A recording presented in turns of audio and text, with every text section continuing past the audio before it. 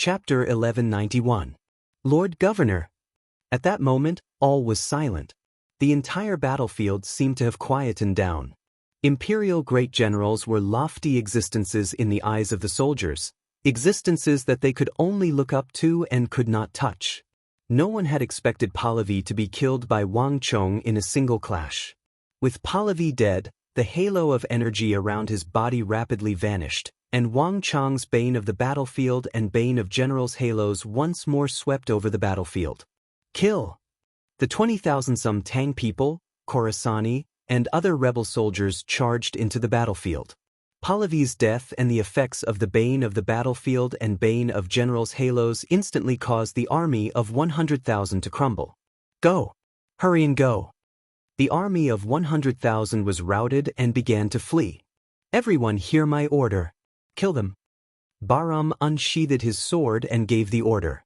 The 8,000-some Aswaran cataphracts charged at the Arab army of 100,000. Clang, clang, clang. As they charged, one halo after another rumbled under their feet, each of the Aswaran cataphracts like a moving fortress. Boom. 1, 2, 3, 7 or 8 Arab horsemen were thrown high into the air by the Aswaran cataphracts. The enormous impact caused the bones of these Arab soldiers to creak and crack, all of them severely injured. Clang. There was a cold flash of light as the swords of the Aswaran cataphracts moved with incredible speed, beheading 4 or 5 of the Arab horsemen before they could even land. So fast! Even Wang Chong couldn't help but show a hint of praise in his eyes.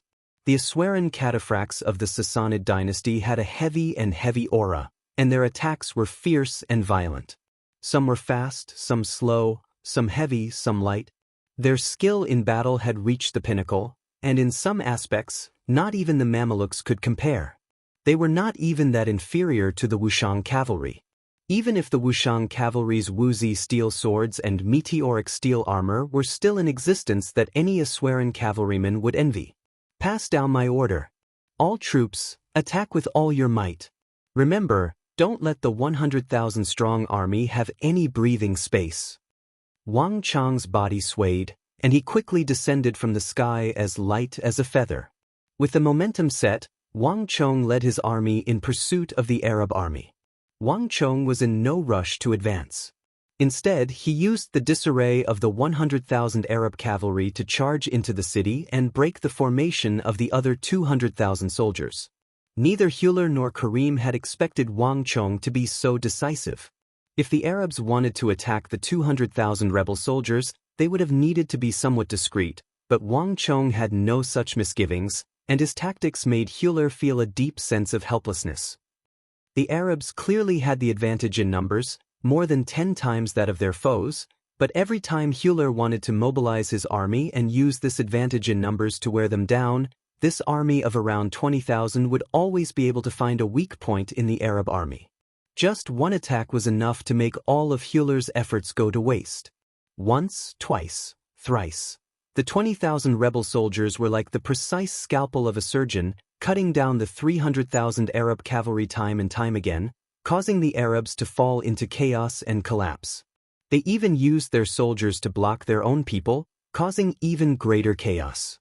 This pursuit lasted for more than 100 li, with repeated clashes in the middle, until finally, Hewler was in complete despair. Retreat! With Hewler's order, all the soldiers madly fled, abandoning all resistance. As they pursued north and south, the army of 20,000 killed more than 100,000 Arab cavalry and drove them for more than 200 li. In the end, they scattered and fled in every direction. Only then did Wang Chong and Bahram withdraw.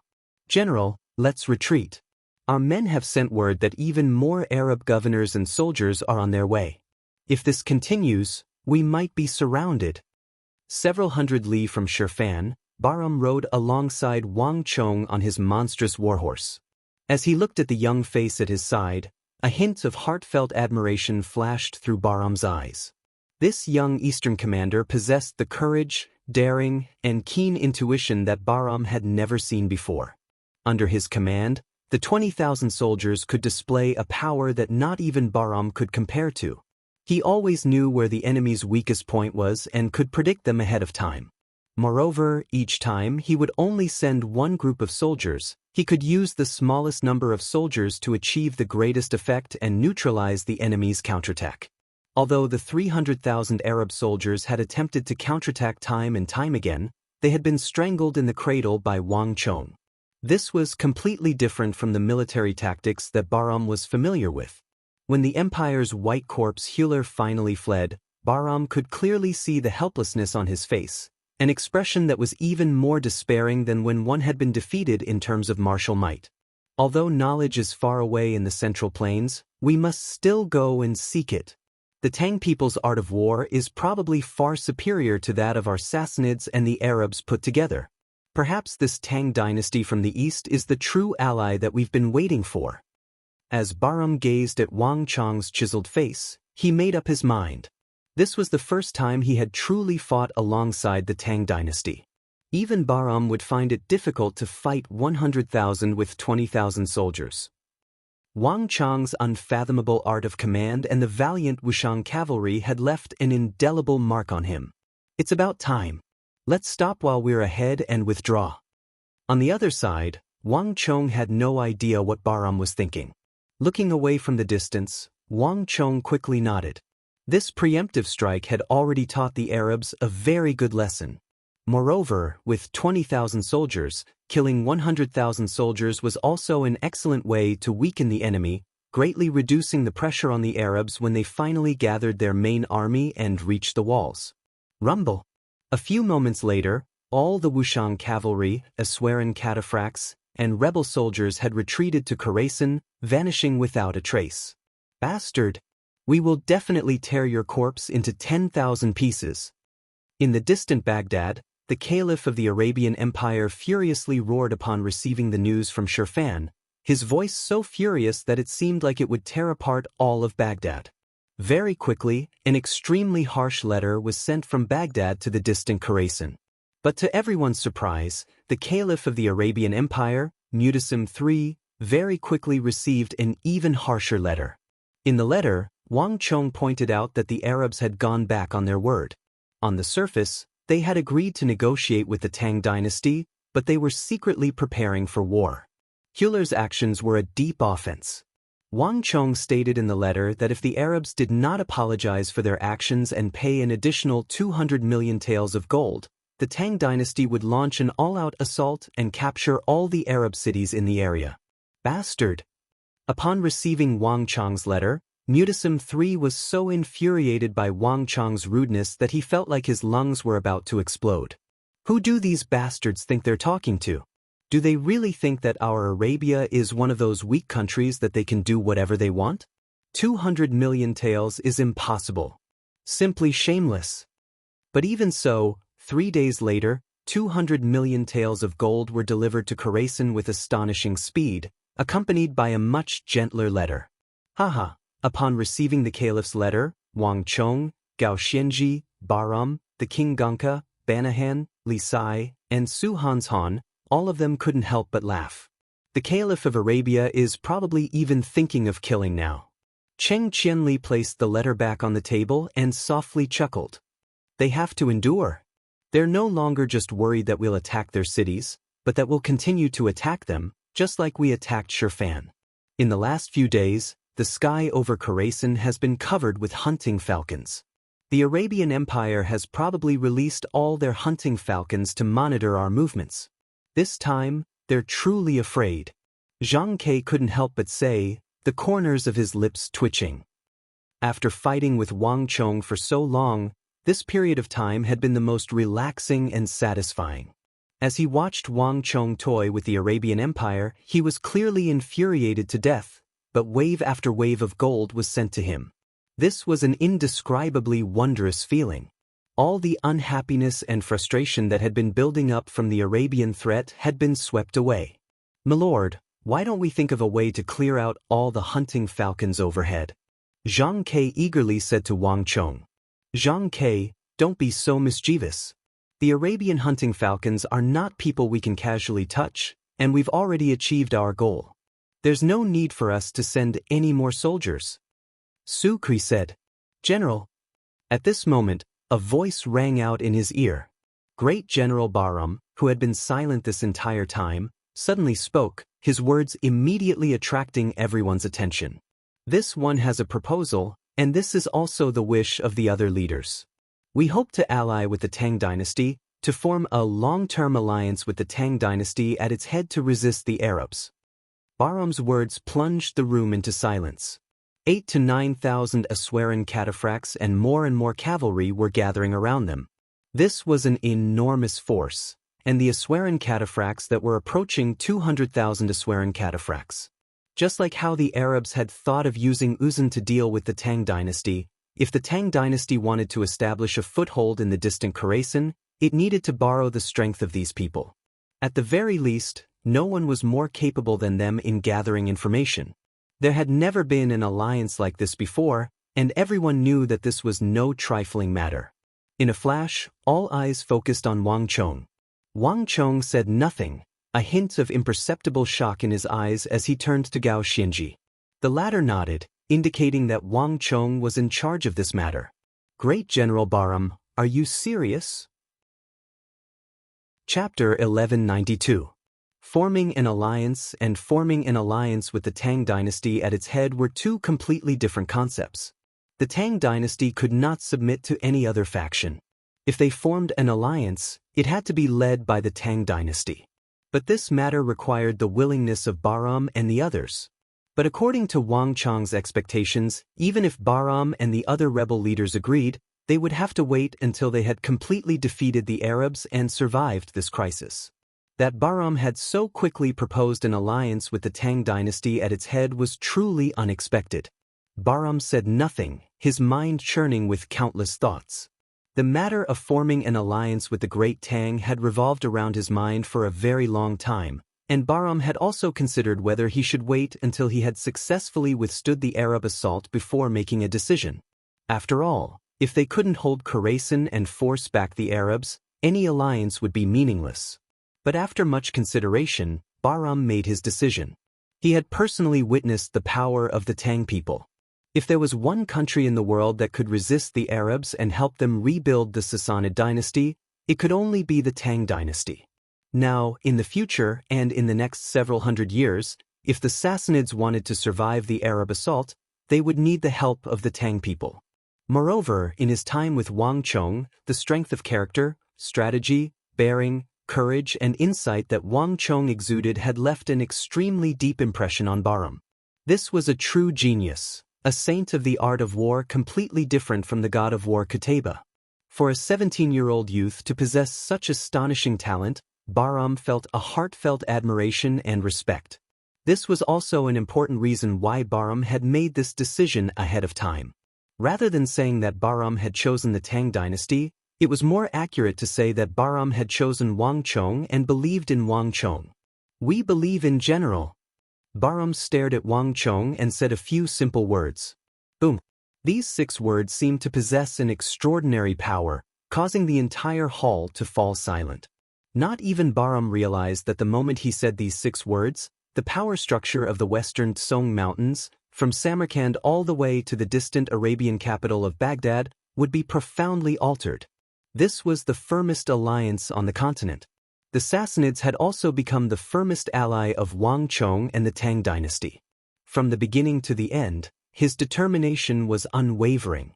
A day later, in Khorasan, Wang Chong, Bahram, Gao Xianji, and the other rebel leaders swore an oath of blood, establishing a powerful alliance with the Tang dynasty at its head.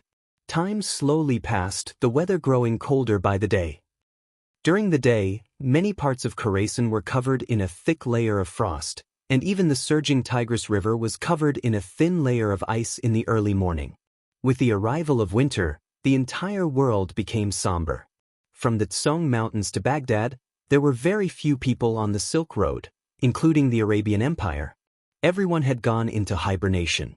In a place 500 to 600 li from Khorasan, in stark contrast to the somber and desolate atmosphere of the world, a dense mass of people spread out for several hundred li under the cold and gloomy sky. In the center of this mass of people were large black banners that blotted out the sun and covered every corner of the world. Is everyone here? Outside a massive tent, the empire's white corpse, Hewler, rode a white warhorse and coldly said. His gaze was like a bolt of lightning sweeping across the earth. The Arabs were well-trained and well-trained. After a great deal of time, the Arabs had finally gathered their forces on this land. One enormous aura after another soared into the sky from the vast army. Many governors and generals had already gathered in this region, a force that would make anyone apprehensive. "Milord, the last governor of Jianan has arrived, and the last group of soldiers has been gathered. All the soldiers have arrived." Hewler's aide respectfully bowed at the waist as he spoke from the side. Buzz! Hewler's eyes exploded with light, many times brighter than before. But Hewler quickly calmed down. "Hewler, are you ready?" At that moment, a dignified voice rang out from behind him. The voice contained boundless authority and dignity, as well as a tone of condescension. Hewler's body trembled at this voice, and he turned around to look at the source of the voice. "Milord, the 750,000 soldiers have been gathered, and all the governors have gathered here. We can advance on Khorasan at any time and attack those remnants." Hewler lowered his head and bowed.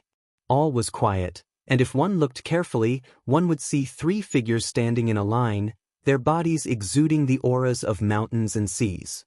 Although Hewler was known as a powerful governor of Arabia, he was clearly dwarfed by these 3, like a child standing before an adult. The 3 titans of black radiance. There had been many formidable governors in Arab history, but before Abu Muslim, the 3 titans of black radiance had been the most famous. They had been the strongest governors of the empire in the east, but they had later retired from the army. Only after they retired did Abu Muslim and Ziyad have the chance to become the most famous governors of iron and blood in the east. Although they had retired from the army, the 3 titans of black radiance still possessed an extremely high prestige in the army.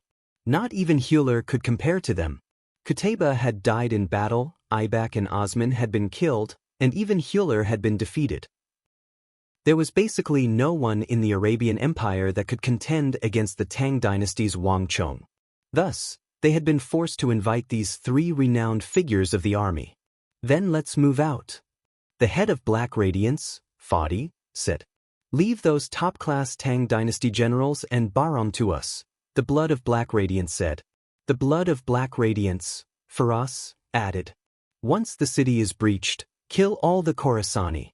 Leave none alive." The blade of Black Radiance, Imran, said. "Anyone who dares to collude with the infidels of the East should be prepared to die. Khorasan needs a true cleansing." The 3 of them spoke in calm and emotionless voices, deciding the lives of hundreds of thousands of people in Khorasan with just a few words. Boom! With this order, the army began to move. More than 700,000 soldiers, countless governors, and generals surged toward Khorasan, causing the earth to tremble. At the same time, on the western walls of the distant Khorasan, countless figures were gathered, all of them looking in the direction of Baghdad, the atmosphere solemn and respectful. Even though the other side was empty and devoid of people, all of Khorasan was fraught with tension, as if a battle was about to begin. Without any warning, the wide Tigris River outside Khorasan suddenly began to sway. As if its rhythm had been disrupted by some energy, the water splashed and splashed into discordant waves. Rumble! A few moments later, a power emerged from the ground, and everyone on the walls of Khorasan could clearly sense the walls beneath their feet shudder. What's going on? The people on the walls looked around, all of them extremely uneasy. However, in just a short moment, not only did the tremors not weaken, but they also intensified, as if there was an invisible giant hand shaking the entire city underground. "Look over there!" Suddenly, a tall Khorasani cried out in alarm as he pointed into the distance. Following this person's gaze, everyone could clearly see a thin black line on the horizon approaching Khorasan. This black line was like a strand of hair at first, but it quickly began to transform. A few moments later, it was like a black wave sweeping toward Khorasan. "Careful! It's the Arabs!" A moment later, a horn blared from the walls, shattering the silence of Khorasan. As the war drums thundered, the mood in Khorasan grew tense. In the distance, as if in response to the cries of alarm, a massive black Arab war banner slowly rose from the horizon, its black banner flapping in the wind. Charge! In the distance, the vast sea of Arab cavalry could see the towering walls of Khorasan. Suddenly, they unsheathed their scimitars and charged toward Khorasan like a flood of steel stretching for several dozen li. They're finally here? On the high walls, Wang Chong, wearing the heavenly mandate battle armor, looked down, a faint smile on his lips.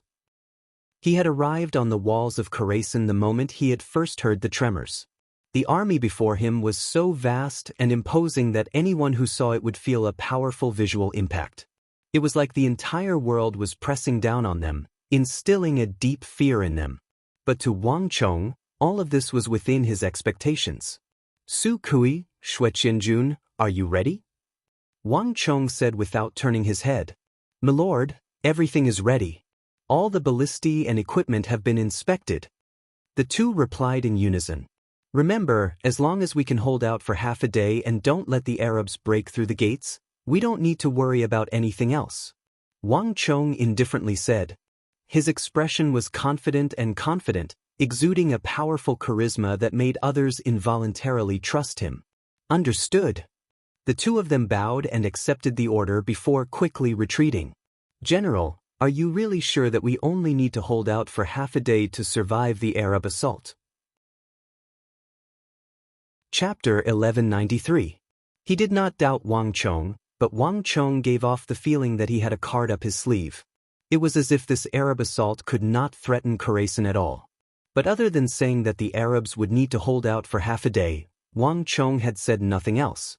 Bahram could not understand why Wang Chong was so confident that he could deal with the Arabs. You'll understand when the time comes. Wang Chong faintly smiled. There were some matters that could not be explained too much. The more people that knew, the greater the chances of failure would be. Su Hanshan, get ready.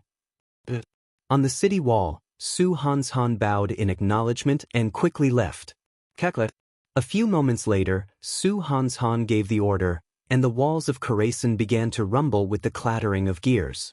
After so many days, Zhang Shouji and his craftsmen had worked day and night to repair the ballista bolts they had picked up from the battlefield of Talas. In the end, they had repaired 30,000 ballista bolts and more than 20,000 damaged bolts.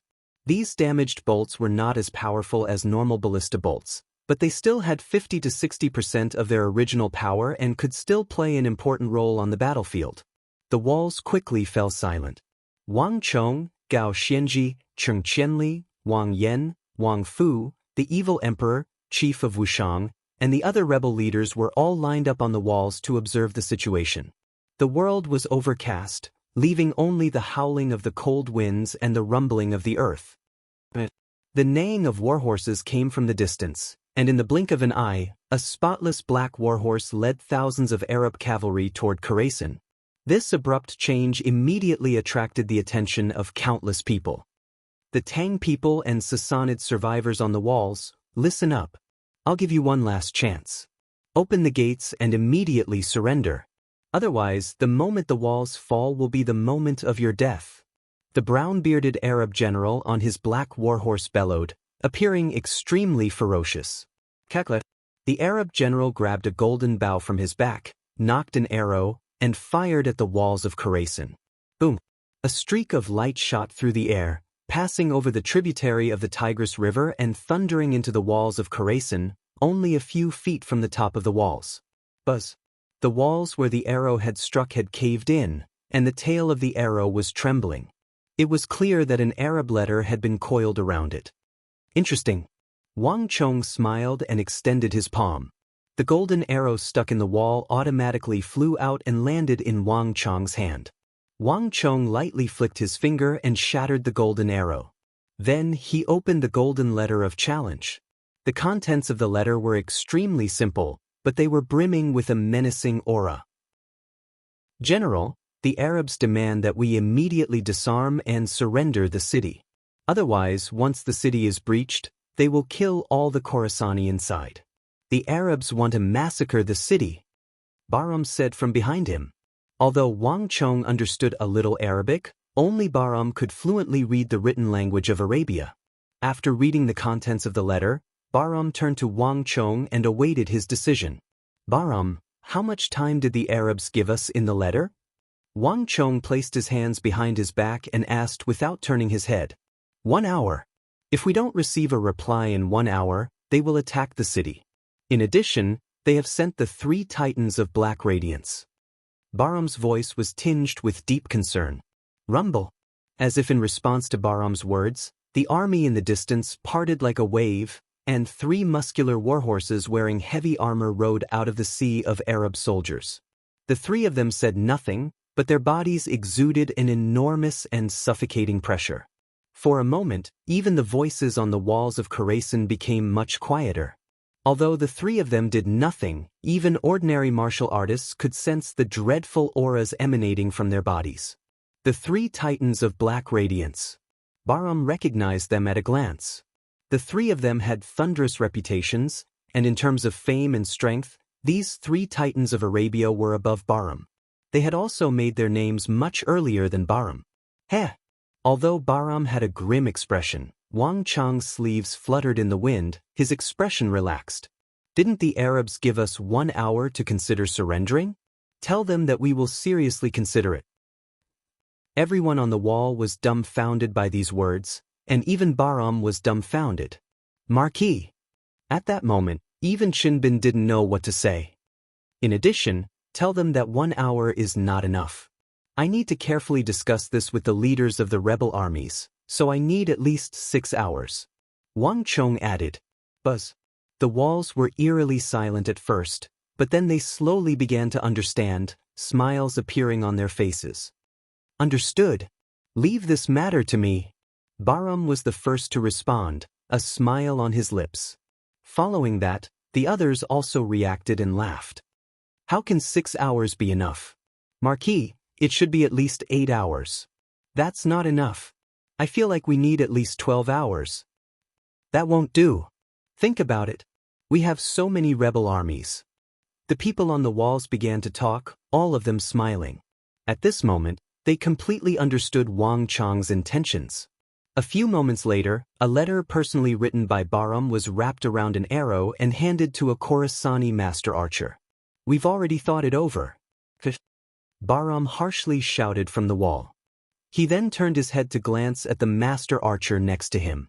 Boom! An arrow flew through the air like a lightning bolt, landing in front of the Arab army and exploding into a cloud of dust and stone. Niai! An Arab horseman charged forward, plucked the arrow from the ground, and then charged back at the 3 titans of Black Radiance and Hewler. The head of Black Radiance, Fadi, opened the letter with a flick of his finger.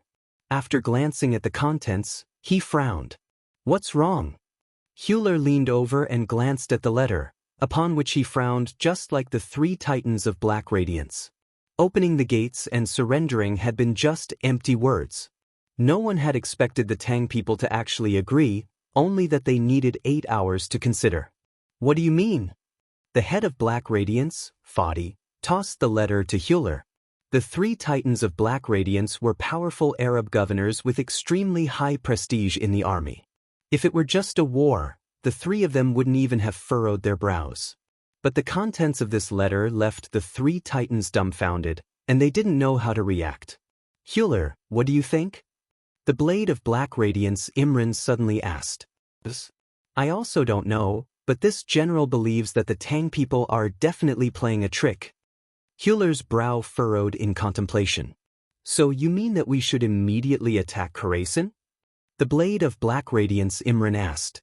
His face was completely shrouded in a black visor, making it impossible to see his expression. Hewler opened his mouth, but he hesitated. He instinctively wanted to say, "Yes," but he swallowed his words. For a moment, all was quiet. The 3 titans of Black Radiance and Hewler were silent, all of them stumped by Wang Chang's simple reply. All 4 of them are stumped. They definitely didn't expect us to reply and asked them to seriously consider it.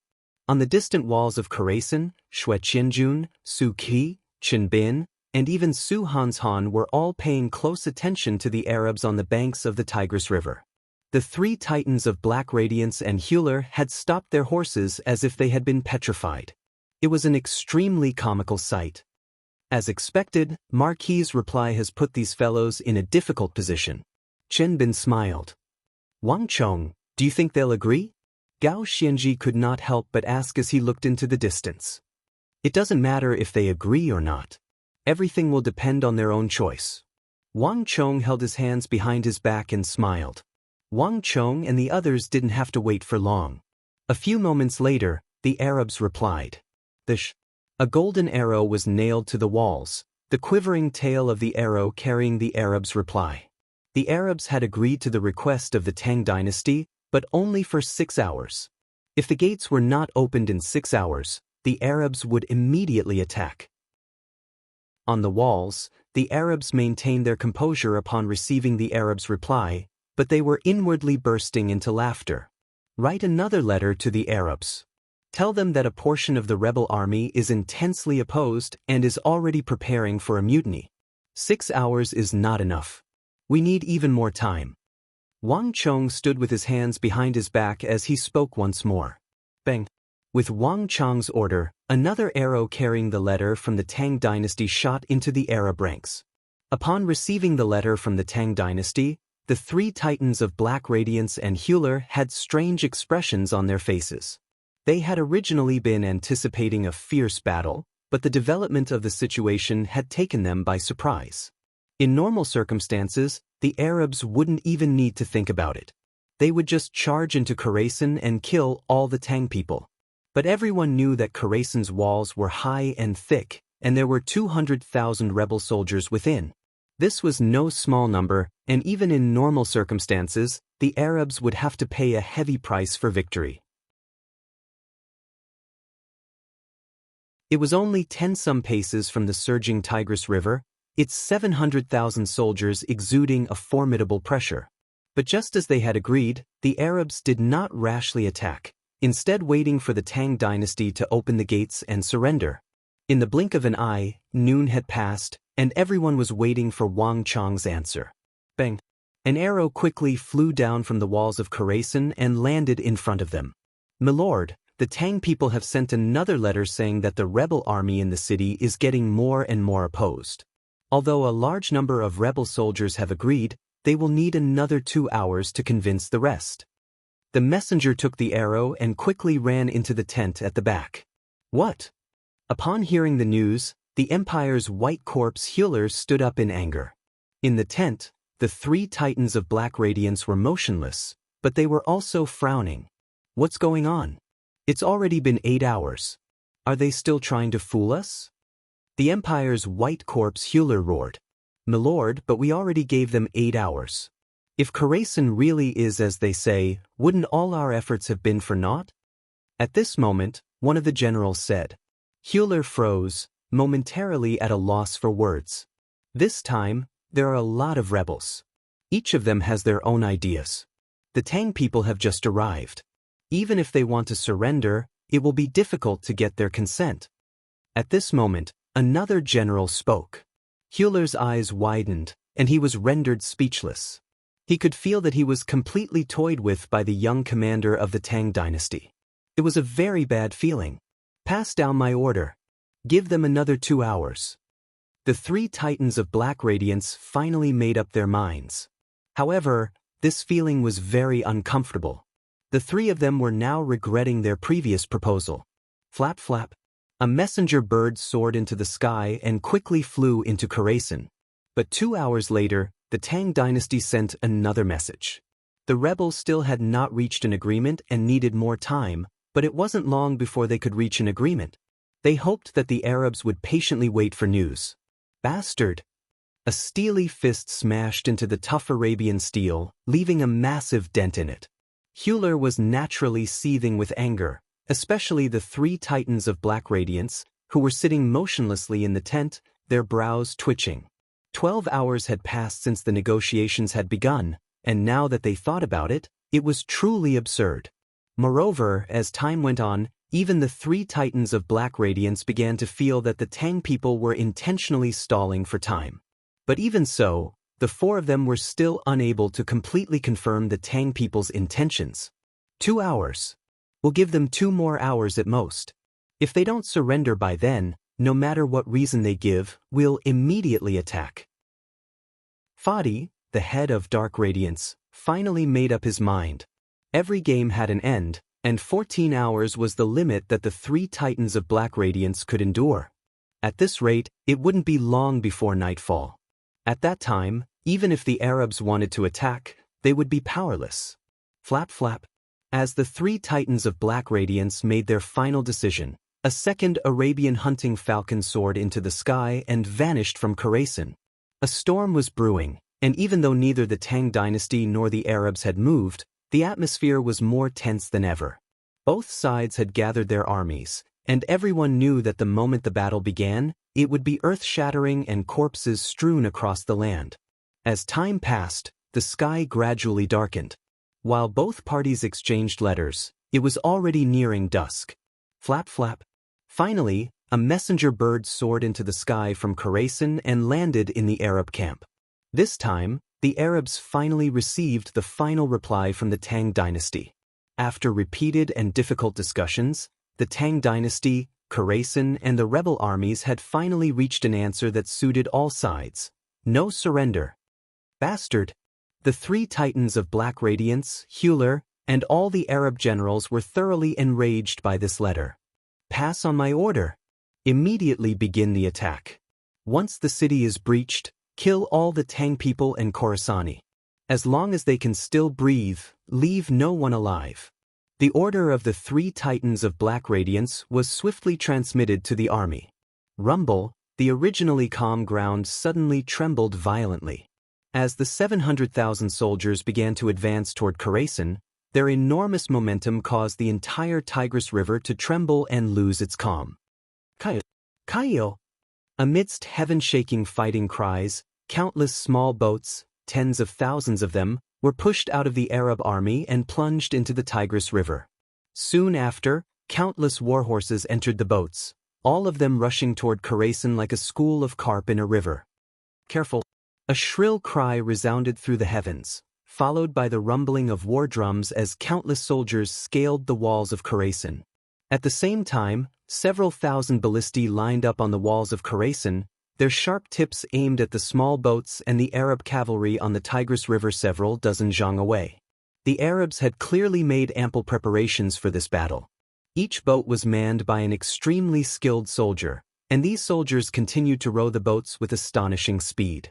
20 zhang, 100 zhang, 50 zhang. The Arabs were getting closer and closer to the shore. Finally, release. On the walls, Chen Bin swung his sword. The first to attack was not the several thousand Tang dynasty ballistae, but the beehives that had been dismantled from the steel walls. Boom, boom, boom. A series of thunderous booms rang out from the city walls. In the next moment, a dense rain of arrows covered the sky like dark clouds, completely obscuring the sky above the Tigris River. Swish swish swish. A destructive wave of attacks was unleashed. Screams filled the air as countless Arab cavalry, caught off guard, were pierced through by the rain of arrows. Their bodies trembled for a moment before plummeting from their boats like wooden pillars. Plop, plop. In a single wave of attacks, tens of thousands of Arab cavalry were plunged into the icy and turbulent waters of the Tigris River. The clear waters were dyed red and began to spread. The Arab soldiers that had appeared here had all been transferred from other places and had never fought with the Tang dynasty before. They were completely unprepared for the Tang dynasty's methods of attack, resulting in severe losses. Ready. Chapter 1195. Release. With another order, tens of thousands of arrows rained down, engulfing the Arabs on the Tigris River. Bang bang bang. This time, the beehives were no longer targeting the Arabs on the boats, but the wooden boats crossing the Tigris River. Careful! Protect the boats. The Arabs had reacted very quickly, but wooden boats were not soldiers. They were too densely packed and not easy to defend. Bang, bang, bang. With a series of crisp sounds, a wooden boat was riddled with holes. The rain of arrows had holes that looked like honeycombs, and it quickly sank into the rapidly flowing Tigris River. One boat, two boats, three. One boat after another was quickly sunk into the river. The Arabs had made many preparations, all the boats being covered in metal to strengthen their defenses, but the powerful beehives that the Tang dynasty had installed on the walls were still no match for them. No matter the price, all soldiers charge. The three titans of black radiance quickly appeared on the Tigris River as three enormous storms of energy approached. They raised their heads, their gazes sweeping over the walls toward Wang Chong, Gao Xinji, and Baram. In their correspondence, Wang Chong's group had completely toyed with them, causing the three titans of black radiance to burn with rage. They wanted nothing more than to immediately kill Wang Chong's group. In the entire Arabian Empire, no one had ever dared to humiliate them like this. Rumble. In the blink of an eye, the Tang, Khorasani, and rebel soldiers on the other side of the river watched as more than 10,000 wooden boats emerged from the rear of the Arab army and were tossed into the Tigris River. In just a few moments, the Tigris River was once more covered in wooden boats. Charge. With this order, the 100 vying boats once more shot toward the majestic walls of Khorasan. Cui Piaochi, Li Sai, Banahan, Kinganka, get ready. Wang Chong said without turning his head as he stared at the Arabs charging at him. Yes, this general obeys. Behind him, everyone responded in unison. They quickly turned around and headed down the city wall. Qianli, Yuanqing, Shi, the three of you should go as well. Gao Xinji looked at the opposite side and ordered. Ebony go. Baram spoke at almost the same time. This general obeys. Behind Baram, an early-level imperial great general bowed and began to descend the walls. The ships were getting closer and closer. People were constantly shot through by the rain of arrows, and there were also ships constantly falling into the water and sinking into the Tigris River. Along with their horses, they were overturned by the huge waves and washed downstream. Even though the Arabs had suffered grievous losses, with tens of thousands of soldiers dying in the Tigris River in just a few rounds of attacks, the Arabs had not been able to resist. But a mere several tens of thousands of soldiers was a negligible number to the more than 700,000 Arab cavalry gathered in the army. Crash! The river trembled and white waves surged. A wooden boat was the first to cross the Tigris River and reach the opposite bank. An Arab horseman clad in thick black armor jumped off the wooden boat and landed on the sturdy shore on the other side of the river. 1, 2, 3, more and more horsemen leaped onto the shore and began to make their way toward the majestic walls of Khorasan. Kill them all. Prepare the ropes. Siege ladders, prepare. Shouts resounded through the city walls as the Arabs once more displayed their immense ability to mobilize and organize. In terms of conquest, few civilizations could compare to the Arabs. Not only did the Arabs not fall into chaos under the assault of the beehives, they even began to organize siege ladders on the other shore. From the imposing walls, one could see heavily armored Arab soldiers assembling the steel parts into steel siege ladders. Translated by Hypersheep 325. In the middle of the army, the Arab horsemen took out large bags made of black leather, from which they extracted long ropes. Siege troops, get ready. An Arab general bellowed from below the walls. Following his orders, long ropes were quickly handed over to the burly, muscular, and explosive warriors who were a head taller than the other warriors. Swish! With a shrill whistle, these Arab, strong men swung the ends of their ropes. After taking aim, they swung them, sending the thick and heavy ropes whistling through the air toward the high walls. Shio, shio, shio. Just when they were a few feet away from the top of the city wall, an astonishing scene occurred. At the end of these ropes, steel ropes as thick as a finger suddenly extended out, and at the end of each steel rope was a sharp steel claw. Clang, clang, clang. 7 or 8 sharp claws shot out and latched onto the walls, securing the steel ropes to the walls of Khorasan. Go! With this order, the ropes were pulled taut and fixed to the ground, and the agile Arab soldiers quickly began to climb up the steel ropes to the walls of Khorasan. In just a few moments, the eastern shore of the Tigris River had been completely occupied by the Arabs. Even the rushing waters of the Tigris River had been blocked by the Arab warships, with not a single wave to be seen. The atmosphere was getting tenser and tenser. On the high walls, Wang Chong stood with his hands behind his back, silently looking down at the Arab army, his expression calm and unperturbed. Behind him, All the soldiers were waiting for Wang Chong's order. Wang Chong said nothing, only silently gazed at the rapidly flowing Tigris River. More and more Arabs were crossing the river and reaching the eastern shore. 50,000, 100,000, 150,000. When the number of soldiers on the eastern shore reached 200,000, Wang Chong's eyes flashed with cold light and he immediately swung down an arm. Attack! With Wang Chong's order, the dense beehives on the walls began to attack, a torrent of arrows howling through the air. At almost the same time, the several thousand Tang ballistae suddenly changed directions. Instead of aiming at the Arab soldiers below the walls, they began to tilt, following the taut ropes as they aimed at the Arab soldiers climbing up the walls. Buzz!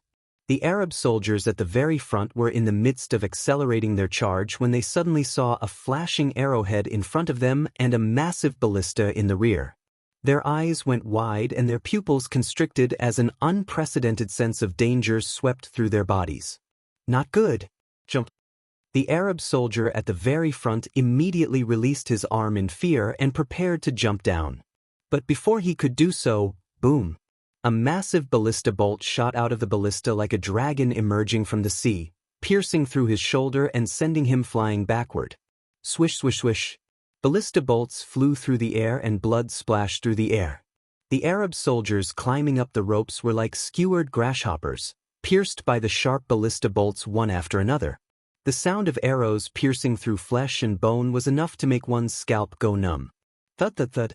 A few moments later, 20-some Arab soldiers were pierced through by ballista bolts and dropped from the ropes. At almost the same time, the enormous ropes began to shudder and groan as tens of thousands of Arab soldiers began to drop to the ground. Su Hanshan's ballista army had shocked the world with a single volley. In this volley, they had killed 15,000 Arab soldiers. Ever since the Battle of Talas had ended and all the ballista bolts had been used up, Su Hanshan had begun to strictly control the use of ballista bolts. Until a new batch of ballista bolts arrived, the tens of thousands of ballista bolts that Zhang Shouji had repaired were their only remaining reserves. And for the Tang dynasty, the ballista bolts and beehives were only the beginning. A moment later, rumble. As the Arabs looked on in shock, the massive and sturdy gates of Khorasan opened with a boom. The Arabs had predicted that this would have been the most difficult part, but it had been accomplished so easily. And then, something even more shocking occurred. Kill!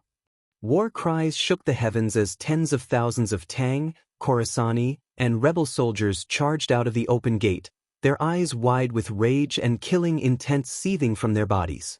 Careful! Get into formation! At this sight, the Arab soldiers on the eastern shore fell into panic. In terms of soldiers, the Arabs had the absolute advantage. 600 to 700,000 soldiers were more than enough to crush the mob in the city. No one had expected that the Tang dynasty would dare to attack even though they had the advantage in numbers. Damn it! On the other side of the river, the three titans of black radiance grimaced. Pass on my order. All soldiers, hurry up and cross the river. We can't give them a single chance. 10-some messengers scattered and began to issue orders in various directions. But it was too late. The surging tributary of the Tigris River had become a shackle around the neck of the Arab army. The Arabs had hundreds of thousands of soldiers, but the soldiers on the west bank and the warships on the tributaries of the Tigris River were completely useless. Only the 200,000 soldiers on the east bank were truly fighting the Great Tang. In terms of numbers, the Arabs on the eastern bank had no advantage. Attack halfway across the river. Chapter 1196. From the moment he saw the tributary of the Tigris River, Wang Chong knew that this city would be even more difficult to take than he had imagined. In Wang Chong's hands, this city was even more powerful than the Arabs. It was even tougher and more difficult to take. On the battlefield of Talas, Wang Chong still needed to establish two steel defense lines to separate the Uzan, Western Turks, and Arabs, but there was no need for that here. A single river was enough for Wang Chong to complete his strategy. This was what the art of war referred to as attacking halfway across the river. Boom boom boom. The air boomed as the Wushang cavalry and Aswaran cataphracts charged through the open gates, sweeping through the Arabs. Swords and scimitars slashed down, throwing the Arabs into disarray. Some were thrown into the air by their horses, some were cut down by their blades, and some were killed or wounded. The formation of the hundreds of thousands of Arab soldiers was thrown into chaos. With the Wushang cavalry and Aswaran cataphracts leading the charge, the Khorasani and rebel soldiers followed closely behind, charging at the Arabs on the eastern bank of the Tigris River like a massive wave. And this was not the end. On the high walls, Wang Chong stomped down, unleashing two powerful war halos that spread out in all directions, illuminating the entire battlefield and bolstering the feet of every Arab soldier. Translated by Hypersheep 325 Clang Clang Clang. With a metallic clatter, the war halos of at least half of the Arabs began to flicker like candles in the wind, and in just a few moments, they began to fall off. The bane of the battlefield halo. The bane of generals halo. After unleashing these two war halos, Wang Chong immediately stomped down and fired off a third. This time, however, the target was the Wushang cavalry instead of the Arabs. The halo of Dusk Stallion. When Wang Chong imbued the three halos of Dusk Stallion on the Wushang cavalry, the several thousand Wushang cavalry were like tigers that had grown wings. Their speed, strength, and dexterity were greatly boosted, and their strength soared. Rumble. The Arabs had already been finding it very difficult to resist, and now they were even more routed. Ah! A stalwart Arab horseman bellowed as he was struck by a Wushang horseman. Both he and his horse were thrown 10-some meters into the air, their chests caved in and their organs shattered. In all directions, there were countless people who were sent flying into the sky like this. Bastard! On the west bank of the Tigris River, the three titans of black radiance were utterly infuriated by the sight of the Tang, Khorasani, and rebels surging out of the city, their corpses piling up into mountains and their blood flowing into rivers. Governor, hear my order. Immediately move out and kill those Khorasani survivors and Eastern infidels. Before he finished speaking, a gale surged, and the giant black capes behind the three black radiants suddenly unfurled. The three of them rose into the air almost at the same time. Boom! Amidst the intense neighing of horses, the air suddenly caved in, and 6 deep hoofprints appeared uniformly. The formless, and impenetrable air was like solid ground beneath the feet of the three titans of black radiance. Not only that, but the moment the three of them stepped out, the 12 powerful hooves of the three black armored warhorses simultaneously ignited a raging black flame, making the three of them look like devil gods from the end of the world. Clang! A black war halo shot out like frost. The head of Obsidian grabbed the reins and was the first to leap out, heading for the wall on the opposite side. Behind him, the others flew out at the same time. Ha! It's time to move out. Wang Chong chuckled, his hair flying in the wind. Before anyone else could do anything, bang! His body leaped off the walls of Khorasan, and as soon as he touched the ground, he began to accelerate toward the three titans of black radiance. Great Yin-Yang Heaven Creation Art. Wang Chong was as fast as a bolt of lightning, and as he shot forward, the air around his shoulders rumbled as the illusions of 2 suns and moons appeared. A moment later, the air began to howl, with Wang Chong at the center of the battlefield. Even the horses of the three titans of black radiance were affected, their bodies swaying and on the verge of falling out of the sky. Directly below Wang Chong, the blood of the Arab horsemen was being sucked out of their bodies, transforming into a bloody mist that surged toward Wang Chong's body. Damn it!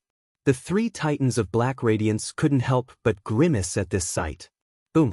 A black spear as thick as a child's arm smashed down, unleashing an invisible wave of energy that surged in every direction, clashing with Wang Chong's terrifying suction force. Careful! The moment the head of black radiance froze the air, a frantic shout came from his side. The head of black radiance raised his head and was immediately alarmed by what he saw. In a nearby flash of light, the young commander of the Tang dynasty had recovered. What shocked the head of black radiance the most was that there were 3 identical versions of Wang Chong. Even someone of Fadi's cultivation level was unable to tell which one was real and which one was fake. This is impossible. Just what sort of technique is this? The head of black radiance's Fadi's brows rose in shock. Illusion techniques were not particularly high-level techniques, but illusions that could fool an imperial great general were extremely rare. In all his years of campaigning, Fadi had never encountered such a situation. Kill him. After their initial shock, the three titans quickly calmed down. Hong, the three big shots gripped their spears and attacked at the same time. Three enormous destructive forces suddenly burst forth from their bodies and fiercely pierced into the air. At that moment, space itself seemed to be torn apart. Bang bang. Two of Wang Chang's clones popped like bubbles. At this moment, an earth-shattering noise was heard. Great destruction art. Black radiance corrosion. In the blink of an eye, the two massive, destructive golden torrents collided heavily in the void. Boom. In a flash of light, the head of black radiance, Fadi bellowed as he and his horse were thrown several dozen zhang by Wang Chong, from the eastern shore of the Tigris River to the western shore. Boom. An invisible wave of energy exploded as Fadi's horse stomped on the ground, neighing and swaying several times before finally stabilizing itself. Half the battlefield was deathly still, and on the western shore of the Tigris River, the hundreds of thousands of soldiers were so shocked that they couldn't speak. The empire's white corpse, Hewler, was a powerful and illustrious governor of the empire, and the three titans of black radiance had far surpassed him in fame, prestige, and strength. Not even governor of the East Abu Muslim could compare. No one had expected that Fadi would be thrown several dozen zhang away by a single blow from Wang Chong. In terms of strength, he had been completely suppressed by this youth of the Tang people. This wave of Arab commanders truly is much more formidable. In the air, Wang Chong stretched his arms and legs, but he did not pursue. Ever since he had broken into the great general level, his strength had skyrocketed. There were very few experts that could compare to him, much less defeat him. Not even the three titans of black radiance were a match for him, but they were still top-class governors of the Arabian Empire. Even Wang Chong would find it very difficult to kill them in a short time. Bastard! Let's kill him together! The moment Wang Chong stepped into the air rumbled as he sensed extreme danger from behind him. At almost the same time, the other two titans of black radiance and blade of black radiance gripped their spears and charged at him from two completely different directions. Ha! You want to bully me with numbers? Chong, let me help you. Right at this moment, a loud and clear voice suddenly resounded above their heads. Before the voice faded away, an enormous and unstoppable aura wrapped in tens of thousands of airflows poured down from the sky. Who is this? Careful! Feeling this terrifying aura, Imran and Farrell were both horrified. The young commander that had appeared before them was already very powerful, but the martial artist above them was actually even more powerful than him. With no time to think, the two of them mustered all their strength and shot upward. Rumble! In an instant, there was an earth-shattering explosion as the three destructive forces collided heavily in the air. But before the first wave had even subsided, Wang Chong unleashed a palm that could topple mountains and overturn seas. Boom! Boom! Boom! In a flash, the air exploded, sending shockwaves several hundred zhang high into the air. The thousands of Arab cavalry on the ground didn't even have time to scream before they were pulverized. Amidst the destructive airwaves, two figures flew out like cannonballs. Damn it! In midair, Imran and Faraz burst out two war halos in succession and managed to stabilize themselves with great difficulty, but both of their faces had become extremely pale. Although the two of them had managed to resist the combined attacks of Wang Chong and the evil emperor in that fierce clash, their internal organs had suffered significant damage. These bastards! It seems like the information was correct. Several extremely formidable experts truly did come to Khorasan this time. No wonder someone as powerful as Qutayba died to them.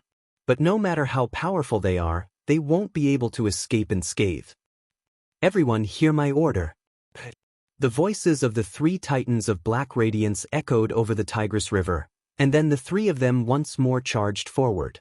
Behind them, one Arab governor after another flew over the Tigris River and toward Wang Chong's group. 6, 7, 8, 9, 20 Arab governors and many generals were charging toward Khorasan. Chapter 1197. Wang Chong, I've come to help you. In a fierce gale, a figure descended from the walls like a large bird. Chief Wushang, wielding his cane, was extremely conspicuous. After the Battle of Talas, with the help of Wang Chong and the other generals, the old village chief and the evil emperor had both recovered from the battle and regained their former strength. 8. Ultimate Sundering's Art. At almost the same time, Gao Xianji unsheathed his sword and flew down from the walls. Ocean Ring. A loud roar resounded through the heavens, accompanied by the roar of the tide. Cheng Qianli also jumped down from the walls, the ocean ring in his hand. Earlier, Wang Chong had killed Ziad and obtained the ocean ring. In the end, after everyone had tested it, they had realized that Cheng Qianli was most compatible with the ocean ring, so they had left it for him to use. Although Cheng Qianli no longer had the supreme desolation god, he had the ocean ring, allowing him to rise to the ranks of great generals. Bahram, Ebni, and the other rebel leaders charged down from the walls in the face of the onslaught of Arab governors, brigadier generals, and other generals. Not long after this battle had begun, it had become a top-class battle between great generals. The sky above the battlefield on the east bank of the Tigris River quickly became dangerous. Airwaves were like ocean waves, crashing, colliding, and roaring in the void. All kinds of martial arts and weapons flashed in the void. The various forces cooperated with each other and attacked together. The two sides were locked in a stalemate. Nay! Suddenly, a fierce screech came from below. An Arab governor glanced down and instantly grimaced. "Milords, it's bad. Our army can't hold on for much longer." Beneath the majestic walls of Khorasan, countless people of the Tang dynasty, Khorasani, and rebel armies were charging through the Arab soldiers, killing their way along the walls and the edges of the battlefield.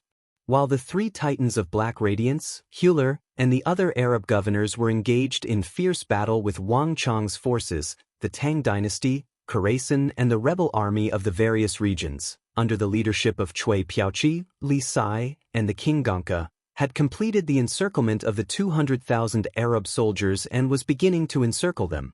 In the rear, soldiers were still pouring out of the open gates of Khorasan. If this continued, the battle between the three titans of Black Radiance, Huler, and Wang Chong would not even be over before the 200,000 Arab soldiers on the eastern shore were completely wiped out. Retreat! All troops, retreat! The three titans of Black Radiance looked down at this sight, their pupils constricting and their faces paling. The Tigris River on the western side of Khorasan had become the Arab army's fatal weakness. In normal circumstances, the Tang dynasty would never try to outflank the Arabs while they still had 500,000 soldiers on the other side of the river. But the Tigris River made it extremely difficult for the Arabs to send reinforcements. Thus, even the 500,000 soldiers on the western shore were powerless to do anything. You only thought of this now? Cui Piaoqi, Li Sai, King Gongke, hear my order. All soldiers, pull back and exterminate the Arabs. Wang Chong, standing in the air, could clearly hear these words. Keeping one's eyes and ears open to all directions was an essential quality for a general. While Wang Chong was battling with the three titans of Black Radiance, he had already taken care of everything. By the time the Arabs noticed, Wang Chong had already finished his preparations, encircling all the Arab soldiers on the eastern shore of the Tigris River. Boom boom boom. With Wang Chong's order, the Tang dynasty, Khorasan, and other rebel armies instantly tightened into a fishing net and began to charge at the Arabs from every direction. Bang bang bang. In just a few moments, groups of Arab cavalry were cut down like weeds. No matter how they struggled, they were unable to resist. 10,000, 30,000, 50,000, 70,000, the rate at which the Arabs were being routed was much faster than expected. One side had come prepared and was attacking in an orderly fashion, while the other side was in a state of panic, not even knowing where the attacks were coming from. Defeat was like a landslide. In the highest level battles in the sky, the Arabs could still hold their own against the Tang, even holding a slight advantage, but on the ground, it was a completely different matter. Kill the soldiers they've surrounded and open a path of retreat for the main army. Hong Long, a wave of black energy descended from the sky like a meteor, crashing heavily into the midst of a rebel army. In an instant, explosions filled the sky as countless Revolutionary Army soldiers were blasted into pieces and sent flying into the sky.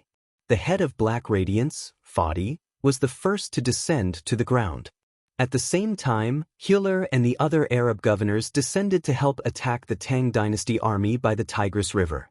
With the cooperation of these governors, the Arabs quickly opened a path to the western shore, and the soldiers scrambled to board the warships and retreat to the western shore. Go! Let's go! An Arab horseman had a panicked expression on his face as he stepped onto a small warship and began to flee in panic toward the western shore of the Tigris River. Behind them, more and more Arab soldiers were surging through the gap to the west. Retreat! Retreat at full speed! The Arab army was in chaos. Fars, Gumman, lead your armies to cover the rear. Don't let the Tang people charge over. The Empire's White Corps, Hüller, suddenly landed on the ground and ordered 2 nearby Arab governors wrapped in heavy black armor. But before Hüller could finish speaking, boom!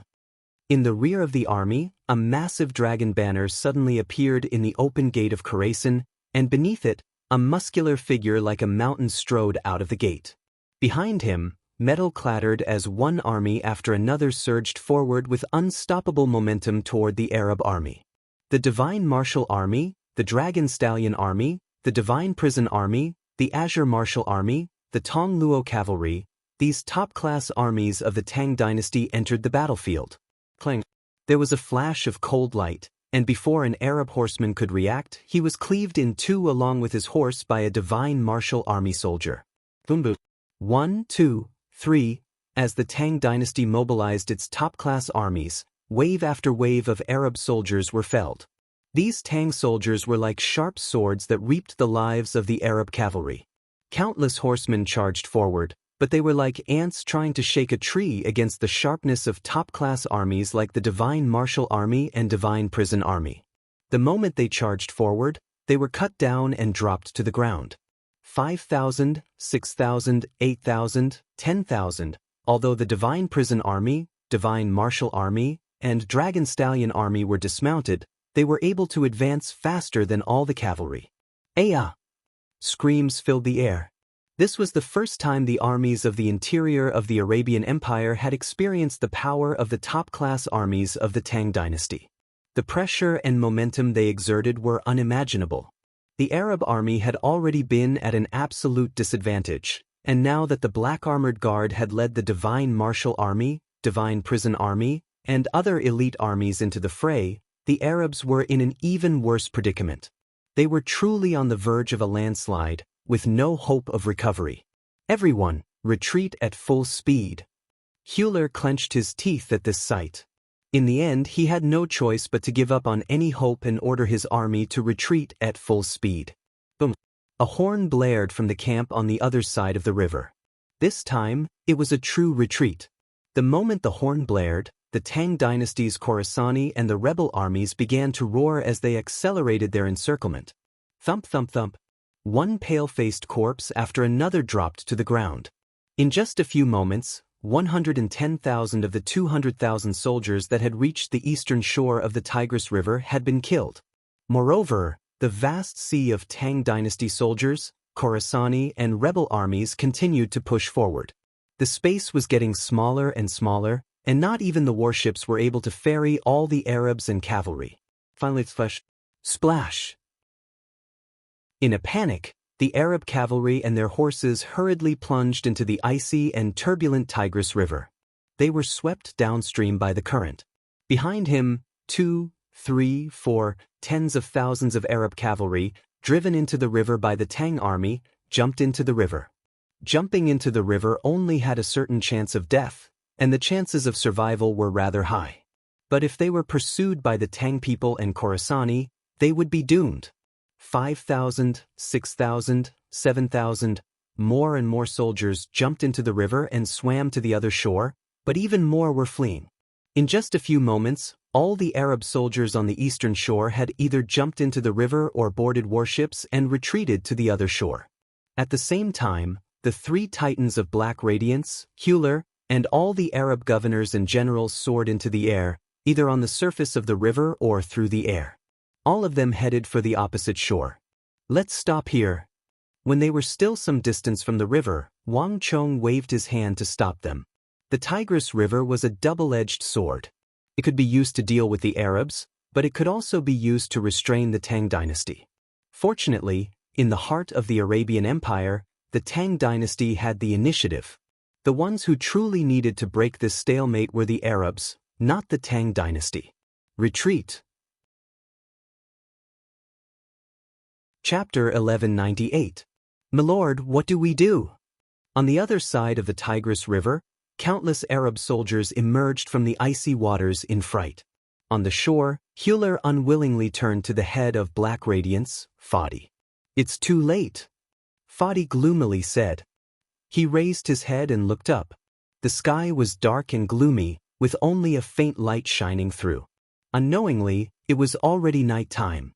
In these circumstances, no matter how unwilling Fadi was, he could only give up and wait for tomorrow to fight. Has the army led by Jalil still not arrived? Fadi turned to look at a general behind him. "Milord, Lord Jalil is already traveling at full speed, but the weather is cold and the steel bridges are too heavy. As a result, the journey has been somewhat delayed and will probably only arrive tomorrow morning." The Arab general lowered his head and bowed. A hint of anger flickered through Fadi's eyes at these words. For this siege, the Arabs had mobilized almost all of their forces, and they had made far more preparations than many people had imagined. In their original strategy, the Arabs had prepared a large number of steel bridges to cross the river. But Fadi believed that they already had a large number of warships, so there was no need to wait for these bulky steel bridges. Fadi had never imagined that his decision would cause his army to pay such a grievous price. "Send an order to Galil, tell him to march quickly. I must see those steel bridges crossing the river by daybreak tomorrow," Fadi said without turning his head. "This general will go." The general behind him bowed and said, "In addition, Hewler, write a letter for me to His Majesty the Caliph. Tell him that our top-class soldiers are far from enough. I hope that His Majesty can dispatch even more great generals to exterminate the Tang people. In addition, if possible, I request that His Majesty send Governor Ansari to assist the soldiers of Khorasan." Fadi said, "Buzz." Hewler's body trembled at the mention of Ansari's name, his eyes going wide. In the Arabian Empire, Ansari's name was like the noon sun, and he was probably not much inferior to Qutayba. In Arabia, Ansari and Qutayba had been known as the twin heroes of Arabia, but in the struggle for the position of war god, Ansari had lost to Qutayba. In a moment of rage, he had withdrawn from the army. Qutayba had spent all these years leading his army into battle, immersing himself in the joy of conquest. As for Ansari, in order to defeat Qutayba and wash away his shame, he had been cultivating in seclusion. After so many years of suffering, there were rumors in the outside world that Ansari's strength had already surpassed Qutayba's. Some people had once seen Ansari, but a single glance was enough to make them shiver in fear and lose the will to fight. An ordinary rumor would have been ignored, but the speaker was an Arab governor. When this news spread, it sent shockwaves through all of Arabia. However, Ansari had a cruel personality that was even worse than Qutayba's, and he would even attack his allies at times. Almost no one in the empire wanted to have too much of a relationship with Ansari.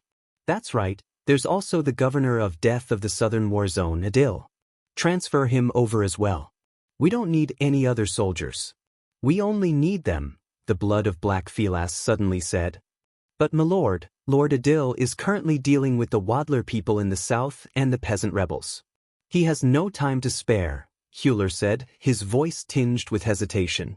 Although Arabia was extremely powerful, it also had many enemies that they needed to defend. The more countries they conquered, the more resistance they would encounter. This was also why Arabia could not mobilize all its governors at once. Although the enemies around Arabia were not as powerful as the Tang dynasty, there were many more weak and resisting factions. This was also why Arabia had been forced to station many soldiers in various places. Although Adil was powerful, his position was extremely important and could not be easily mobilized. It won't be too much of a problem if he's only gone for around 10 days. In addition, could the tribes in the south be stronger than the 200,000 soldiers in Khorasan? Philas sternly said. This, Hewler lowered his head in silence. The threat from the east this time was far greater than any of the factions on Arabia's border, perhaps even greater than all of them combined. In addition, although the Tang dynasty only had 200,000 soldiers in total, which was not a large number, everyone had witnessed the strength they had displayed. Before the battle had even begun, Arabia had already lost 200,000 soldiers. This was something that no other faction on Arabia's border could accomplish. Understood. I'll do it right away, Hewler sternly said. The three titans of Black Radiance reported the names of 10 some Arab governors, and Hewler recorded them all. A few moments later, an Arabian hunting falcon took to the air and flew off in the direction of Baghdad. Hewler, pass on my order. When all the steel bridges arrive tomorrow, immediately cross the river and launch an all-out assault. Kill all the Tang people and Khorasani in the city. Leave no one alive. Yes. As the night darkened and the Arabs retreated, Khorasan fell into a state of tranquility. The weather was getting colder and colder, and no one noticed that a thin layer of frost was slowly forming along the steep walls of Khorasan. The weather was even colder than it had been in the early morning. At this moment, Khorasan was ablaze with lanterns. The battle for the day had ended, and the Tang dynasty had made a small sacrifice in exchange for a massive victory. But it was still far from over. Lord Protector General, what should we do next? Although the Arabs have already retreated, these losses are far from enough to deal them a serious blow. Shi Yuanqing turned to Wang Chong, his expression somewhat grave, as he spoke from a corner of the hall. Moreover, based on the Arabs' usual style of battle, they've suffered in the battle of the day. I'm afraid that they'll be even more prepared in the next wave of attacks, and their attacks will be even fiercer. Not only that, I'm worried that they'll summon even more experts and soldiers. After all, this place is too close to Baghdad. Cheng Qianli also spoke, his expression extremely grim. This was not the first time they had clashed with the Arabs. In the Battle of Talas, they had believed that they had pushed back the Arabs, but in the end, the Arabs had received an endless stream of reinforcements. Every time they pushed back one wave, another would come, and each wave was getting stronger and stronger. Not only that, in this wave, even more rebel soldiers should have come to Khorasan to reinforce us. But I've received news that all the rebel soldiers on the Arabs' border have been severely suppressed. I sense that the Arabs are thinking of ways to mobilize even more border soldiers to deal with us. To the Arabs and the Caliph, we've already become a serious problem. Bahram's voice was heavy. It's simply impossible for us to fight against all of Arabia with just 200,000 soldiers. This is impossible. General, without the reinforcements of the Tang dynasty, we will not be able to contend against them. General, do you really think that we can stop this wave? With these last words, Bahram looked worriedly at Wang Chong. The Tang dynasty was too far from Khorasan, and Wang Chong had long ago told him that the Tang dynasty's reinforcements would never arrive, at least not so quickly. But Wang Chong had revealed on more than one occasion that they could stop the Arab assault, and he was extremely confident that they had a plan in mind and something to rely on. But Bahram truly couldn't understand what Wang Chong was relying on. He had originally believed that Wang Chong was trying to keep it a secret, but he hadn't expected that not even Gao Xianji or Cheng Qianli would know. Buzz. Bahram's words instantly caused everyone in the hall to focus on Wang Chong. Even the usually reticent black-armored guard looked over. All of them were looking at Wang Chong, trust and expectation on their faces. At this point in the battle, Wang Chong had become the pillar of support for everyone. Even Gao Xianji, an experienced Anxi Protector General, had unwittingly begun to place a great deal of trust in Wang Chong. I've already taken care of everything. Before daybreak tomorrow, everything will be clear. Wang Chong faintly smiled. Everyone in the room was stunned by Wang Chong's words. With so many Arab soldiers outside the city and so many imperial great generals, it was already quite difficult for them to hold off this wave. For Wang Chong to say that they could finish off the Arab army before daybreak was simply unbelievable. Anyone else would have taken them to be a madman, but since it was Wang Chong, no matter how crazy he was, they believed that Wang Chong was serious. The meeting quickly came to an end. Out of their trust in Wang Chong and the knowledge that he had already made arrangements, no one asked any more questions. Time slowly passed, and the temperature grew colder and colder. Even though the two sides had stopped fighting, the Tigris River was still a matter of tension both inside and outside the city. To the southeast of Khorasan, Wang Chong was seated cross-legged in a lavishly decorated hall with a dome-shaped roof. A single candle was lit, and in the dim light, Wang Chong sat cross-legged. It was late at night, and all was quiet inside and outside of Khorasan. Other than the rushing of the Tigris River and the neighing of Ney's horse, there was nothing else. Time slowly passed. Although he couldn't see anything, Wang Chong could sense that everyone in the city was silently watching and waiting for him. But few people knew that Wang Chong was also waiting for that matter to arrive. Thump, thump, thump. As he was thinking, someone knocked on his door. Enter. Chapter 1199. The door to the room opened, and the gray-robed Zhang Shouji walked in. Marquis, it's the appointed time. Pass on the order. Proceed according to the plan. After a few moments of silence, Wang Chong nodded. Regardless of whether or not that event would occur, Wang Chong had to make complete preparations. Moreover, it was already close to the Z period. If that event really did occur and he did not make sufficient preparations, he might be caught off guard. Understood. This old man will go and make the arrangements. Zhang Shouji nodded and quickly withdrew from Wang Chong's room. A few moments later, the tranquil city of Khorasan was abuzz with chatter and chatter. At this moment, the hundreds of thousands of soldiers in the Arab camp, separated only by a river, were silent. The night was so cold that even the sneezes of the warhorses were white. The weather was getting colder and colder, and this winter seemed to be much colder than the winters of the past. But to the Arab soldiers who cultivated in martial arts, it was still within the limits of endurance. Although the cold was heavy, the baleful aura of the hundreds of thousands of Arab soldiers was even heavier. At the very front of the camp, all the Arab commanders had gathered, gazing at the majestic city of Khorasan. To the army, nothing was important other than capturing the city and killing the Tang people, Khorasani, and rebel soldiers. Bang! Suddenly, a hubbub erupted from Khorasan, immediately attracting everyone's attention. What's going on? At the very front, the head of Black Radiance, Fadi, raised his head and looked at Khorasan. "Milord, are these Tang people planning to attack?" An aide next to him said. "Impossible." Before the aide could finish, a deep and resounding voice came from the side. The blood of Black Radiance, Faraz, shook his head and immediately rejected the idea. These Tang people and Khorasani soldiers are simply not enough to launch an attack on us. Moreover, once they do, the Tigris River will become a massive obstacle. Forcefully attacking is suicide. But what are they trying to do? The Empire's white corpse, Hewler, also said. The three of them stood side by side, their expressions constantly shifting. The activity in Khorasan was far too strange. Everyone could see that the city was brightly lit, but the gates of Khorasan were tightly shut, showing no signs of opening. Time passed slowly, and all the soldiers received their orders. They were all on standby, ready to deal with any possible emergencies.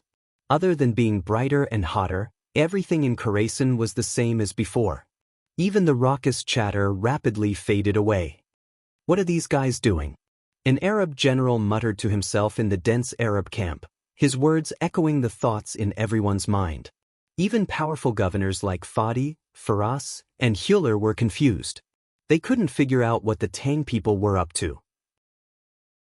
If the Tang people weren't going to attack, what was the point of making such a big commotion?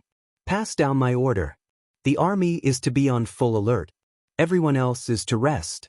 In addition, prepare to attack the city at daybreak. Fadi sternly said. His words were quickly spread throughout the army. Khorasan quickly calmed down. Wang Chong sat motionlessly in his room. Several hours had passed, but the event Wang Chong had been waiting for still had not occurred. Other than the fact that Khorasan had grown colder, there was nothing strange about it. At some point, it was the Z period, and Wang Chang's brow began to crease. Impossible. Did I make a mistake in my calculations? That thing won't happen. Wang Chang's expression was calm, but he was beginning to feel uneasy. If nothing unexpected had happened, the event he had been waiting for should have already occurred, but Wang Chong had still seen no signs of it. After being reborn twice, many things had changed and deviated greatly because of his own reasons. The King of Song had not been demoted, the Southwest had not been lost, and not only had Talas not been lost, it had been won. Everything was completely different from his memories. Could it be that the matter had been completely changed because of his interference? Wang Chang's brow was creasing tighter and tighter. If that event disappeared because of him, then at daybreak, the Tang dynasty would have to face the hundreds of thousands of Arab soldiers on the other side of the Tigris River, many governors and generals, and even more reinforcements.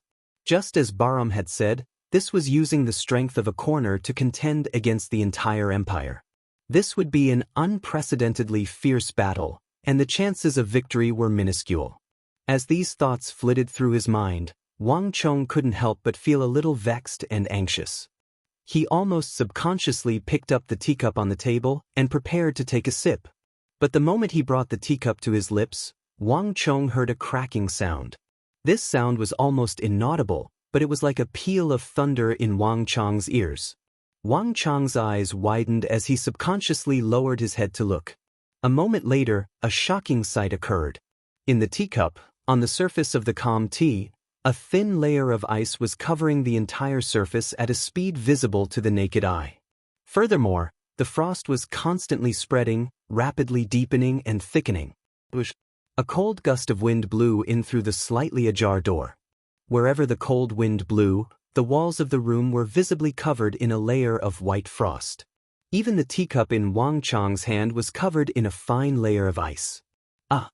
Cries of alarm came from outside the door, but they only lasted for a few moments before fading away. It's here! Wang Chong seemed to understand something. Turning his head, he strode to the door and opened it with a creak. Boom! At this moment, it was like he had gone from one world to another. A blizzard blew past, and Wang Chong's body was immediately covered in a thin layer of frost, including his hair and the tip of his nose. Outside the door, flames were blazing. Wang Chong had ordered Zhang Shouji, Banahan, and the other craftsmen to light many fires in Khorasan, and these furnaces were constantly spewing smoke into the sky.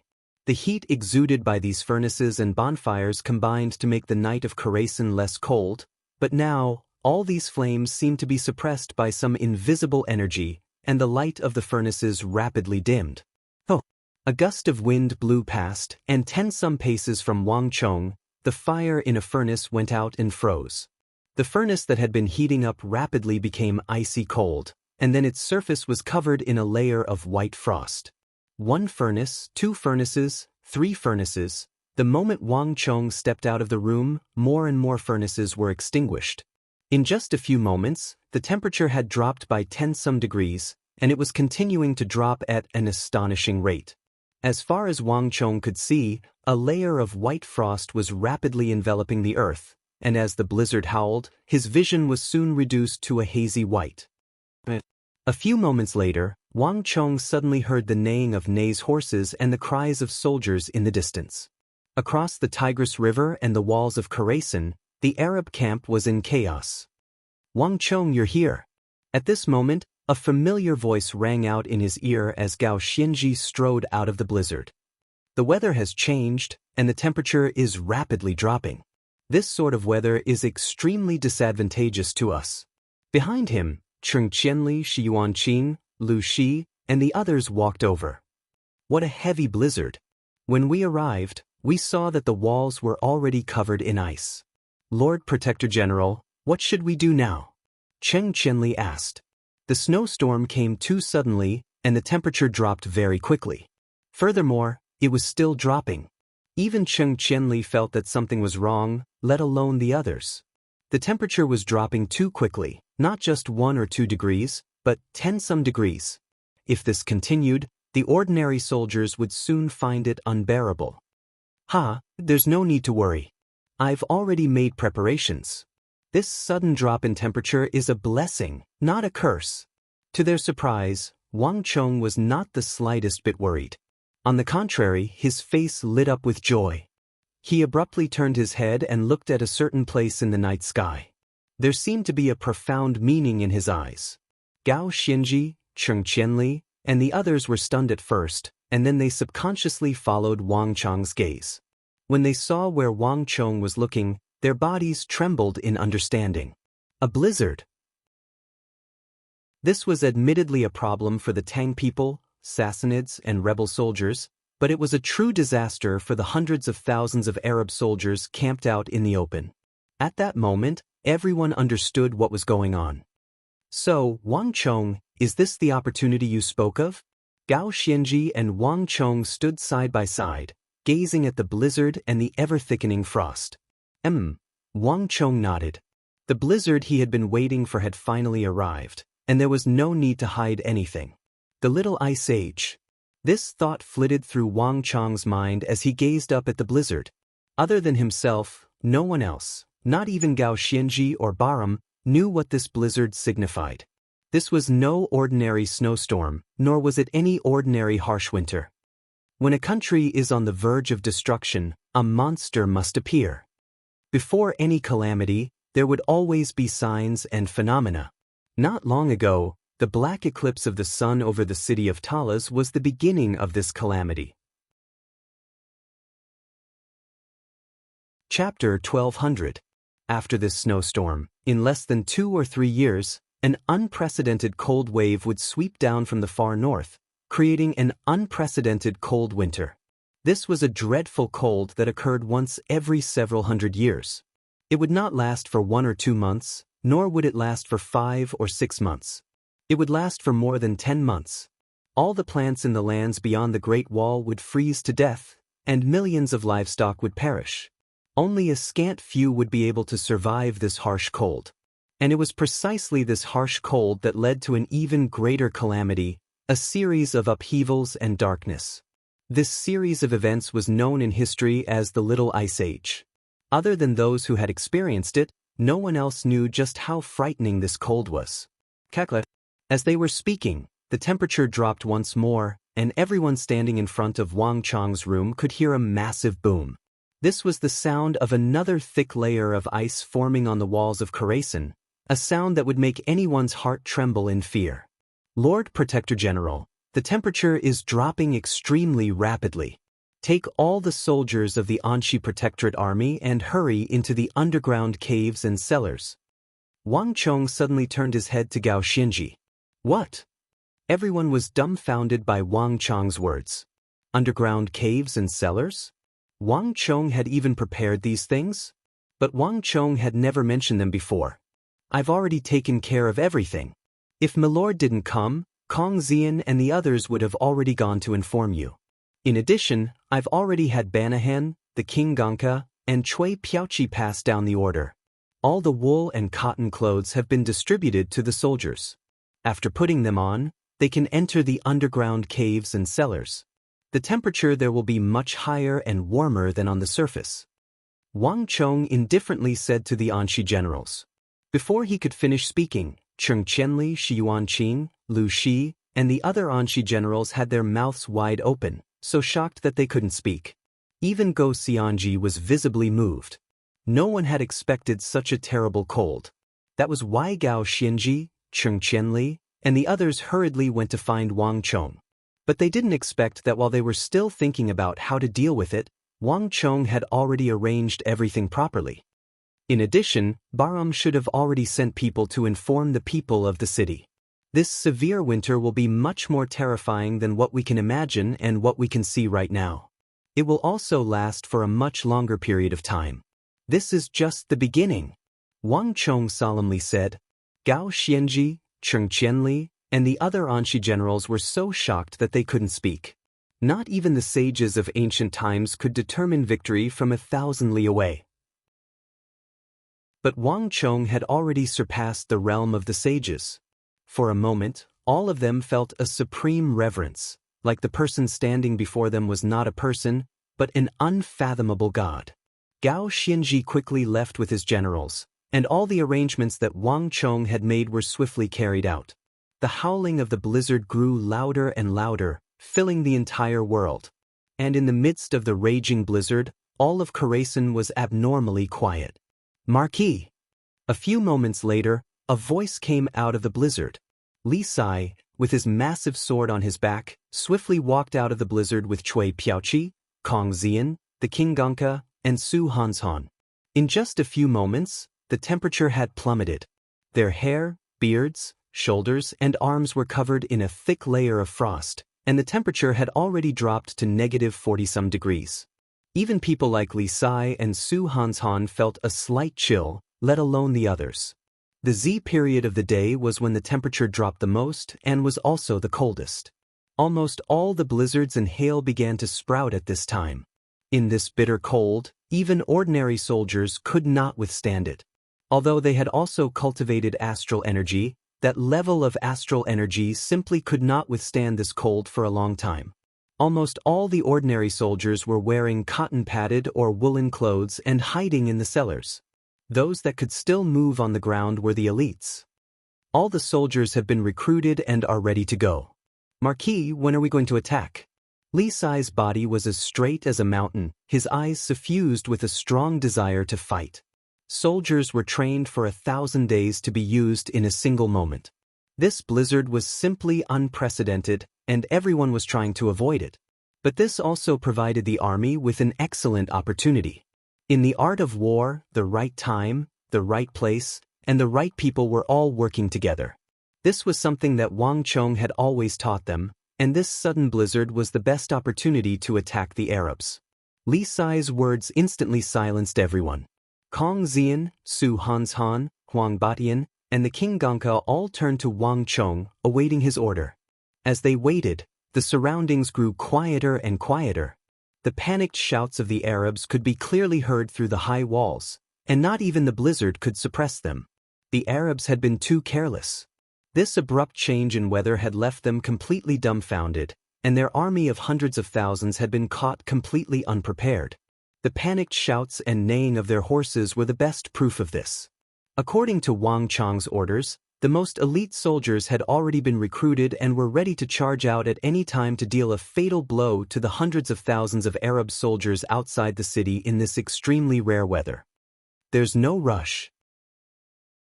To everyone's surprise, Wang Chong waved his hand and rejected their proposals. Wait a little longer. Now is not the time to strike. These words were completely different from what they had expected, leaving them all dumbfounded. But Marquis, based on what we've seen, the Arabs are already preparing to retreat after this sudden change. If we don't move now, we might lose this golden opportunity. We might just watch as they flee and lose our best chance to attack. Kong Xian argued, an unwilling expression on his face. The duty of a general was to fight. If they did not use this chance to deal with the Arabs outside the walls, once the winter passed, they might come back. At that time, the Tang dynasty might not have a chance to defeat them. Although Su Hanshan and Cui Piaoqi said nothing, their eyes were also filled with doubt. Speed was paramount in war, and the longer they waited, the more Arabs would flee. It's not that simple. The Arabs won't be able to escape. Wang Chong's eyes focused and became sharp. His every movement exuded a powerful confidence, as if nothing in the world could escape his control. To the east of Khorasan is a blizzard, and the ground is frozen. Even if they want to escape, they won't be able to get very far. An army of 600,000 to 700,000 won't be that easy to escape. Moreover, the longer we wait, the more they will die, and the weaker their resistance will be. Moreover, their formation will fall into disarray. That will be the best time for our attack. Everyone was stunned by Wang Chong's words. This general will deliver this order. They quickly bowed and acknowledged the order. In this aspect, they were still far inferior to Wang Chong in the art of war. Li Sai and the others quickly withdrew, leaving Wang Chong alone in the blizzard. Time slowly passed, and while Khorasan was quiet, the Arab camp was in chaos. "My lord, this storm is too strong, and the temperature is dropping too fast and too low. The soldiers simply can't hold on. The provisions we brought with us have all been frozen, and the warhorses are all stiff and paralyzed. "Milord, we can't hold on any longer." Amidst the raging blizzard, the generals were panicking and shouting at the top of their lungs. However, their voices were completely scattered by the blizzard. This development had come too quickly and abruptly, leaving everyone dumbfounded. At the very front of the army, the three titans of black radiance stood side by side, an invisible barrier of energy exuding from their bodies, repelling the blizzard and the bitter cold. The three of them said nothing. Although they did their utmost to maintain their composure, the gloominess and grimness in the depths of their eyes revealed their true emotions. How could this be? Fadi's eyes flashed as he stared at the nearby and majestic city, his mind in disarray. They only had one night. As long as the sun rose, they could mobilize their army and use their overwhelming strength to completely conquer the city that was occupied by the cultists. However, this unprecedented cold and stormy weather had completely disrupted their plans. The combined assault of the storm and the rapid drop in temperature had thrown the army of hundreds of thousands into chaos, no longer as majestic as before. The neighing of horses and the screams of soldiers filled their ears, causing their hearts to drip blood. The three of them grimaced even more. "Empress Dowager, requesting retreat." "Milord, requesting retreat." The panicked cries of the generals came from behind them. The situation was dire. If this continued and they did not retreat, the army would be completely wiped out. Buzz. The three of them stood motionless as they looked across at Khorasan, which was also shrouded in snow and still like a dead city, their minds conflicted. In a flash, countless thoughts surged through their minds. "Hewler, can we try to attack the city?" Fadi suddenly said, his voice tinged with a final sliver of hope. "Milord, it's impossible. I've already sent people to try. Khorasan is completely covered in a thick layer of ice. Our ropes can't pierce through the ice. Moreover, even the ropes have been frozen and can't be stretched. We can't attack the city. We can only retreat to Shandar." Hewler's voice came from the side, brimming with unwillingness. How could Hewler not have considered what the three titans were thinking? The temperature was still plummeting, and in this bitter cold, the tents alone were not enough to hold out. Everything had been taken into account in the Arabian war plan. The only thing that had not been taken into account was this bitter cold. Only by hiding in cities and houses could they just barely resist the cold. Otherwise, the army of more than 600,000 would be defeated without a fight, suffering unprecedented losses.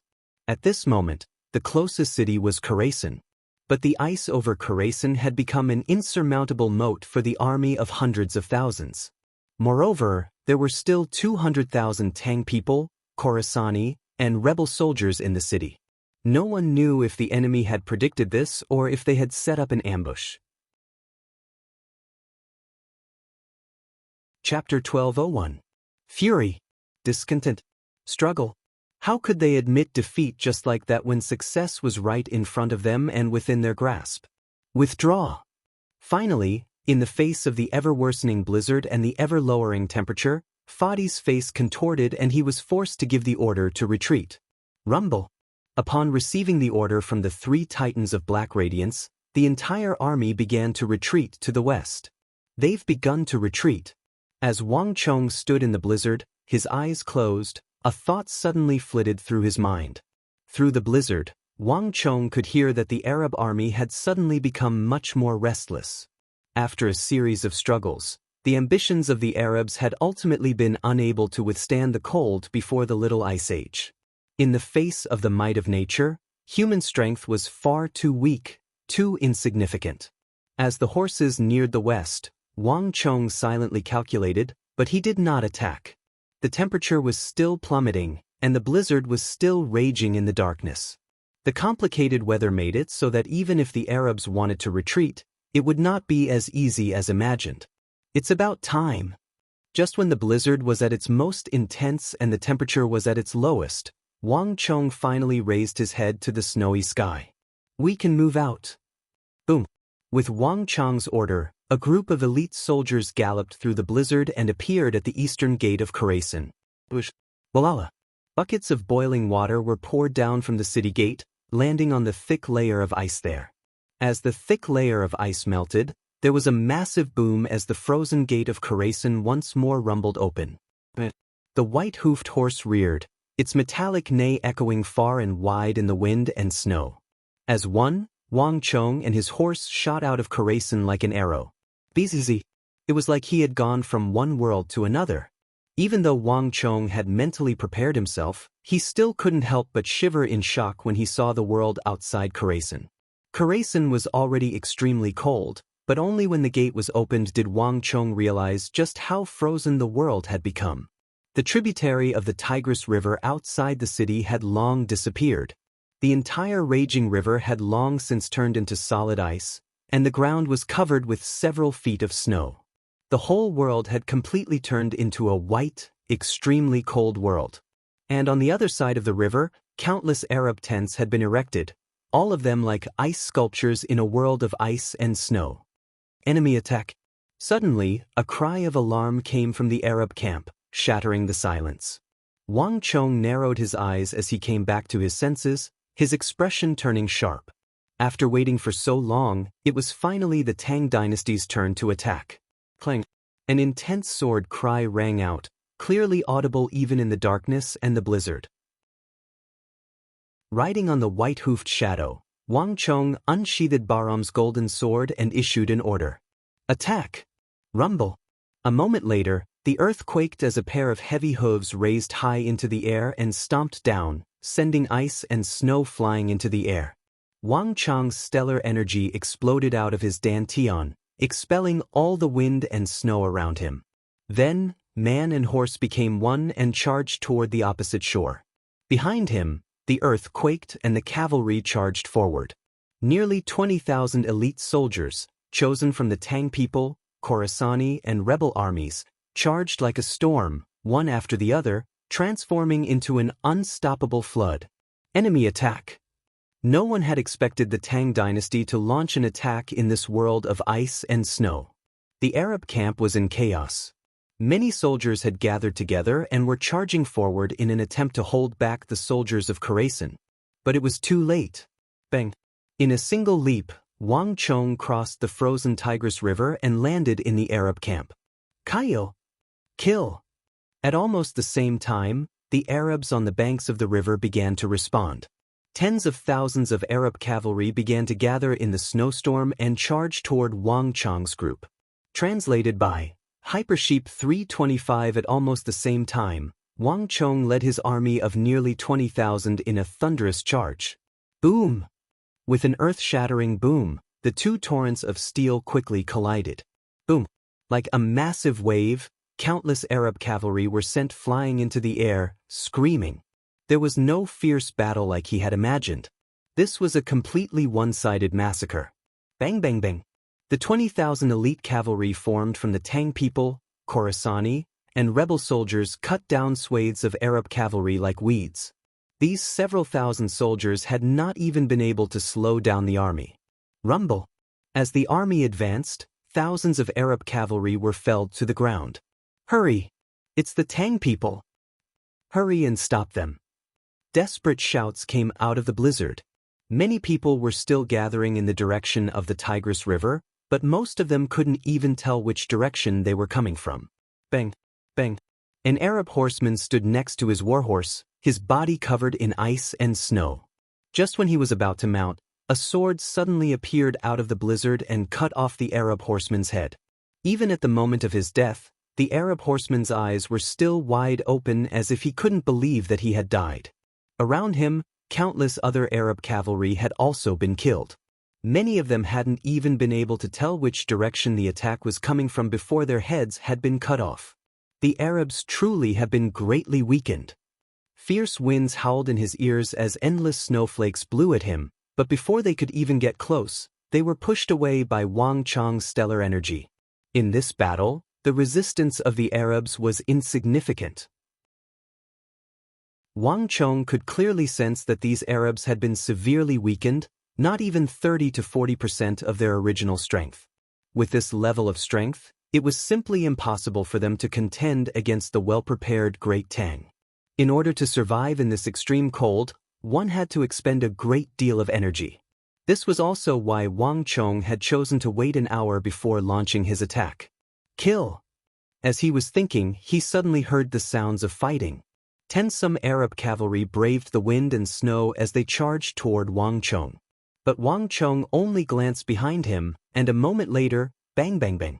When these Arab cavalry were still some paces from Wang Chong, they began to drop to the ground. Their blood energy surged out of their bodies, transforming into pillars of smoke that sank into Wang Chong's body. Not even the blizzard could disperse them. All soldiers, hear my order. Advance at full speed. Wang Chong quickly regained his composure and stomped on the ground. Clang. The bane of the battlefield halo, the bane of generals halo, the halo of Dusk's stallion, all of these halos began to spread across the entire western bank of the Tigris River. Aya! Screams echoed through the night, instantly becoming more shrill. The blizzard and frigid cold had already plunged the Arabs into dire straits, and Wang Chong's 3 war halos only made their situation worse, plunging them into complete despair. Thud thud thud. Countless Arabs collapsed to the ground, their blood spreading through the snow, but it quickly froze over. In the howling wind, Wang Chong rode deeper into the valley. Through the blizzard, a protruding object in the middle of the frozen white tents quickly attracted Wang Chong's attention. Riding over, he saw an Arab soldier lying on the ground, his right hand pressed against the ground, his face stricken with fear. His mouth was wide open and his body was covered in a thick layer of snow, but Wang Chong could no longer sense any signs of life from him. There was a bandage on his leg, which clearly identified him. A wounded soldier.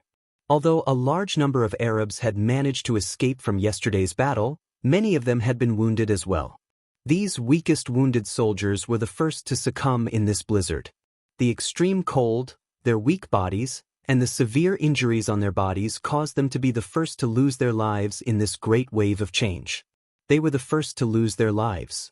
Despite the constant clanging of metal, the sounds of fighting, the panting of war horses, and the trampling of hooves, Wang Chong's attention was completely focused on the ice sculptures of the Arab camp. 1, 2, 3, more and more Arab soldiers sealed in ice appeared in Wang Chong's vision, far more than Wang Chong had imagined. The Arabs had retreated, and besides those soldiers who had not been able to retreat in time, this place had become a graveyard for the wounded. What a terrifying cold. It's probably even colder than the one in my memories. Wang Chong quietly said to himself, his mind in turmoil. Because of his intervention, history truly had undergone a major change. That unprecedented cold in his memories had not disappeared, but had become even more frightening. This was only the precursor to the Little Ice Age, but it was already so frightening. Wang Chong did not dare to imagine just how cold the true Little Ice Age would be. Marquis. Chapter 1202. Storm Furnaces. These were storm furnaces that Zhang Shouji had designed. After hearing Wang Chong's idea, Zhang Shouji had designed them and completed them in less than half a day. Almost every one of the 20,000 elites had brought 2 storm furnaces with them. One reason was to distinguish friend from foe in the blizzard, and the other was to keep warm. These storm furnaces were designed for war horses, as these war horses were far weaker than the 20,000 elites and needed these furnaces even more. The 8,000 Arabs left behind in the camp have been completely exterminated, awaiting Marquis' orders. As the storm furnaces grew clearer, Li Sai's stalwart figure gradually became visible. Have you found any traces of the other Arabs? Wang Chong's brow rose as he quickly regained his composure. Reporting to Marquis, our scouts have already found traces of them in the west. Just as Marquis predicted, the Arabs have begun to retreat. Their formation has fallen into complete disarray. However, the snow on the ground is extremely thick, and the surface is covered in ice. They can't get very far. Li Sai sternly said. Very good. Wang Chong nodded, and as he came back to his senses, his eyes turned sharp. Pass on my order. Pursue at full speed. Bang! The white-hoofed shadow raised its hooves high into the air and stomped down. Wang Chong galloped out amidst the swirling snow, leading his army westward in pursuit. The 20,000 elites swiftly vanished into the blizzard. From a distance, it was impossible to make out their figures, only the flickering lights of countless fireflies.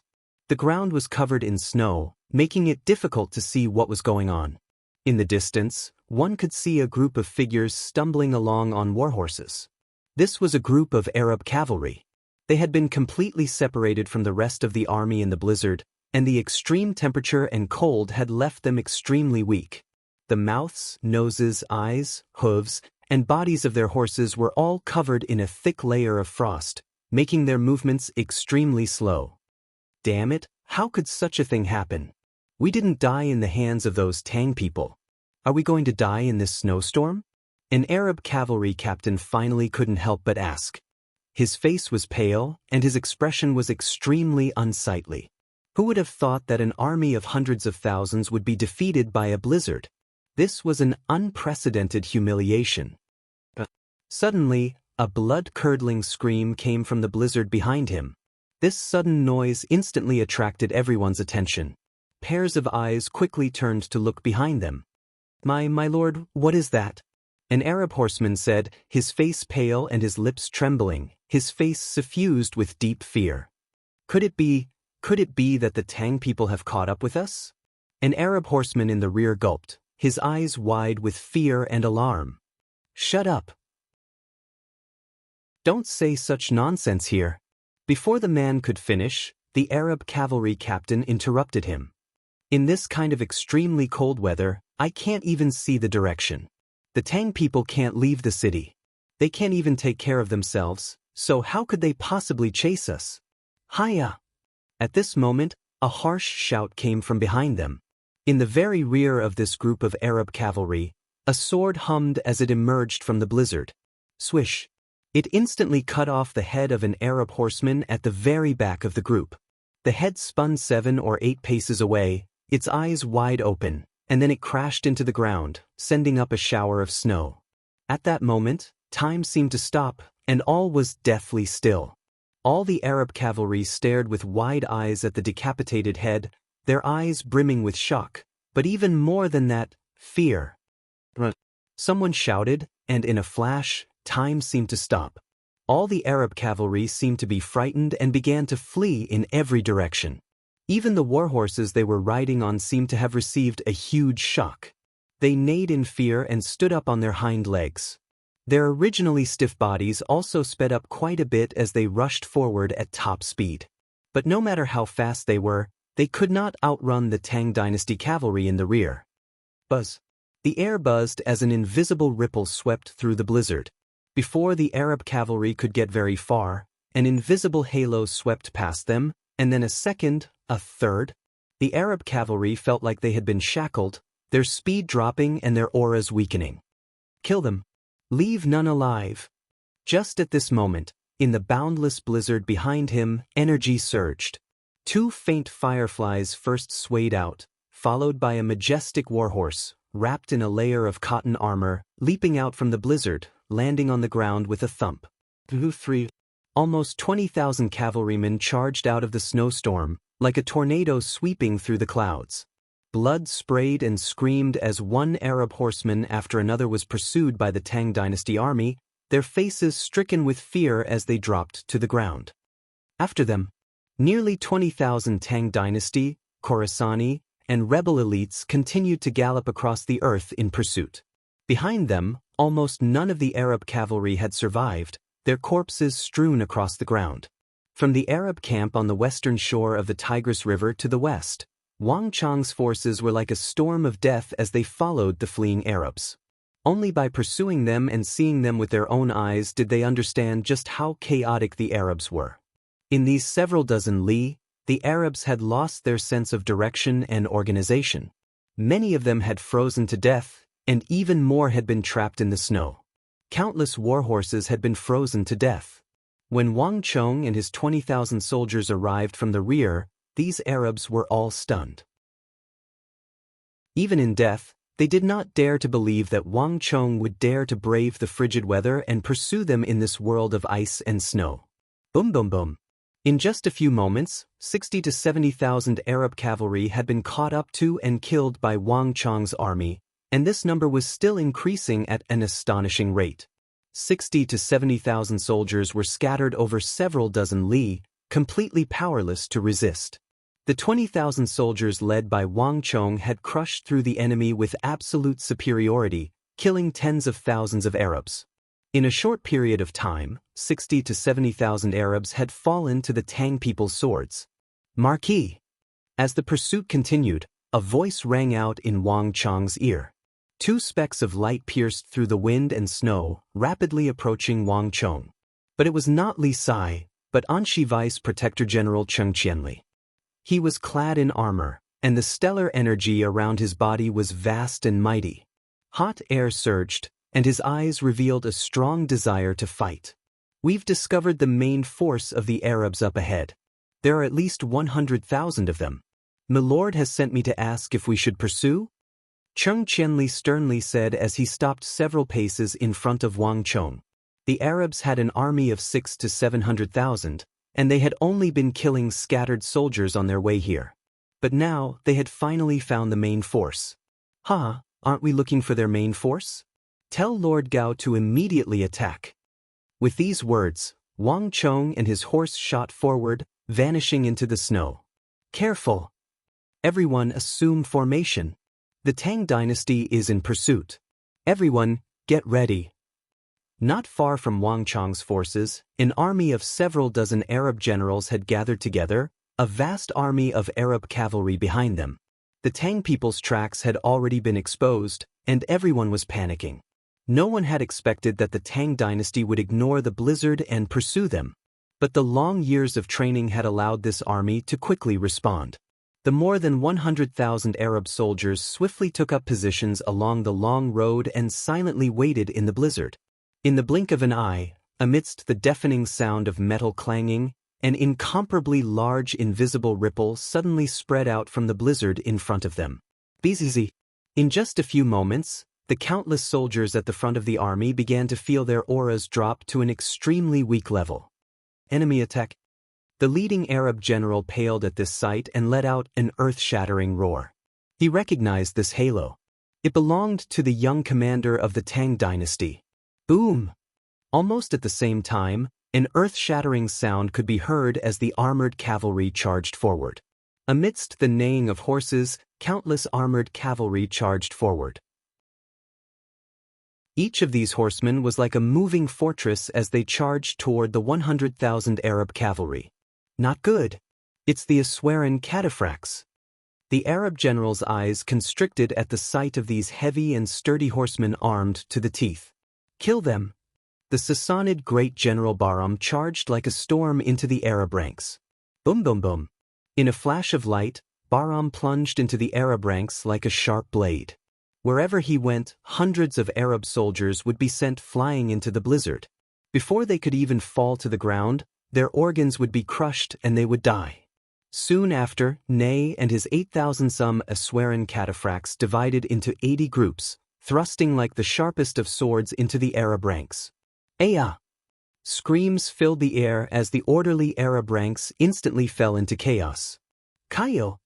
Kayo! The 8,000-some Aswaran cataphracts poured down like mercury, instantly throwing the tens of thousands of Arab soldiers into chaos. Screams, neighs, and the cracking of bones mixed into a cacophony of screams and whinnies, but the Aswaran cataphracts did not even pause as they continued to charge westward. Chapter 1203. Impossible! Impossible! How could there be so many Tang people?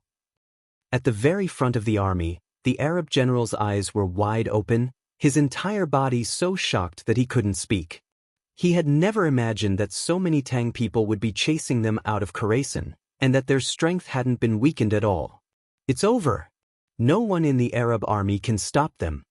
The Arab general's heart sank to the bottom, his body trembling in fear. The Arab army had struggled for a very long time in the bitter cold. All of them were exhausted and weak, and their strength had been severely reduced. And the rebels in Khorasan had not been weakened at all. Hurry! Send a message to Great General Fard. Tell them that the Tang people have come. The Arab general's heart was dripping blood. He knew that all of them were finished. But he also knew that the Tang people and the remnants of Khorasan would not let the matter rest. However, before he could finish speaking this order, a cold light flashed, golden light spilling out. A sharp longsword with unimaginable speed pierced through the heavy wind and snow, instantly piercing through his chest, stabbing through his beating heart. So fast.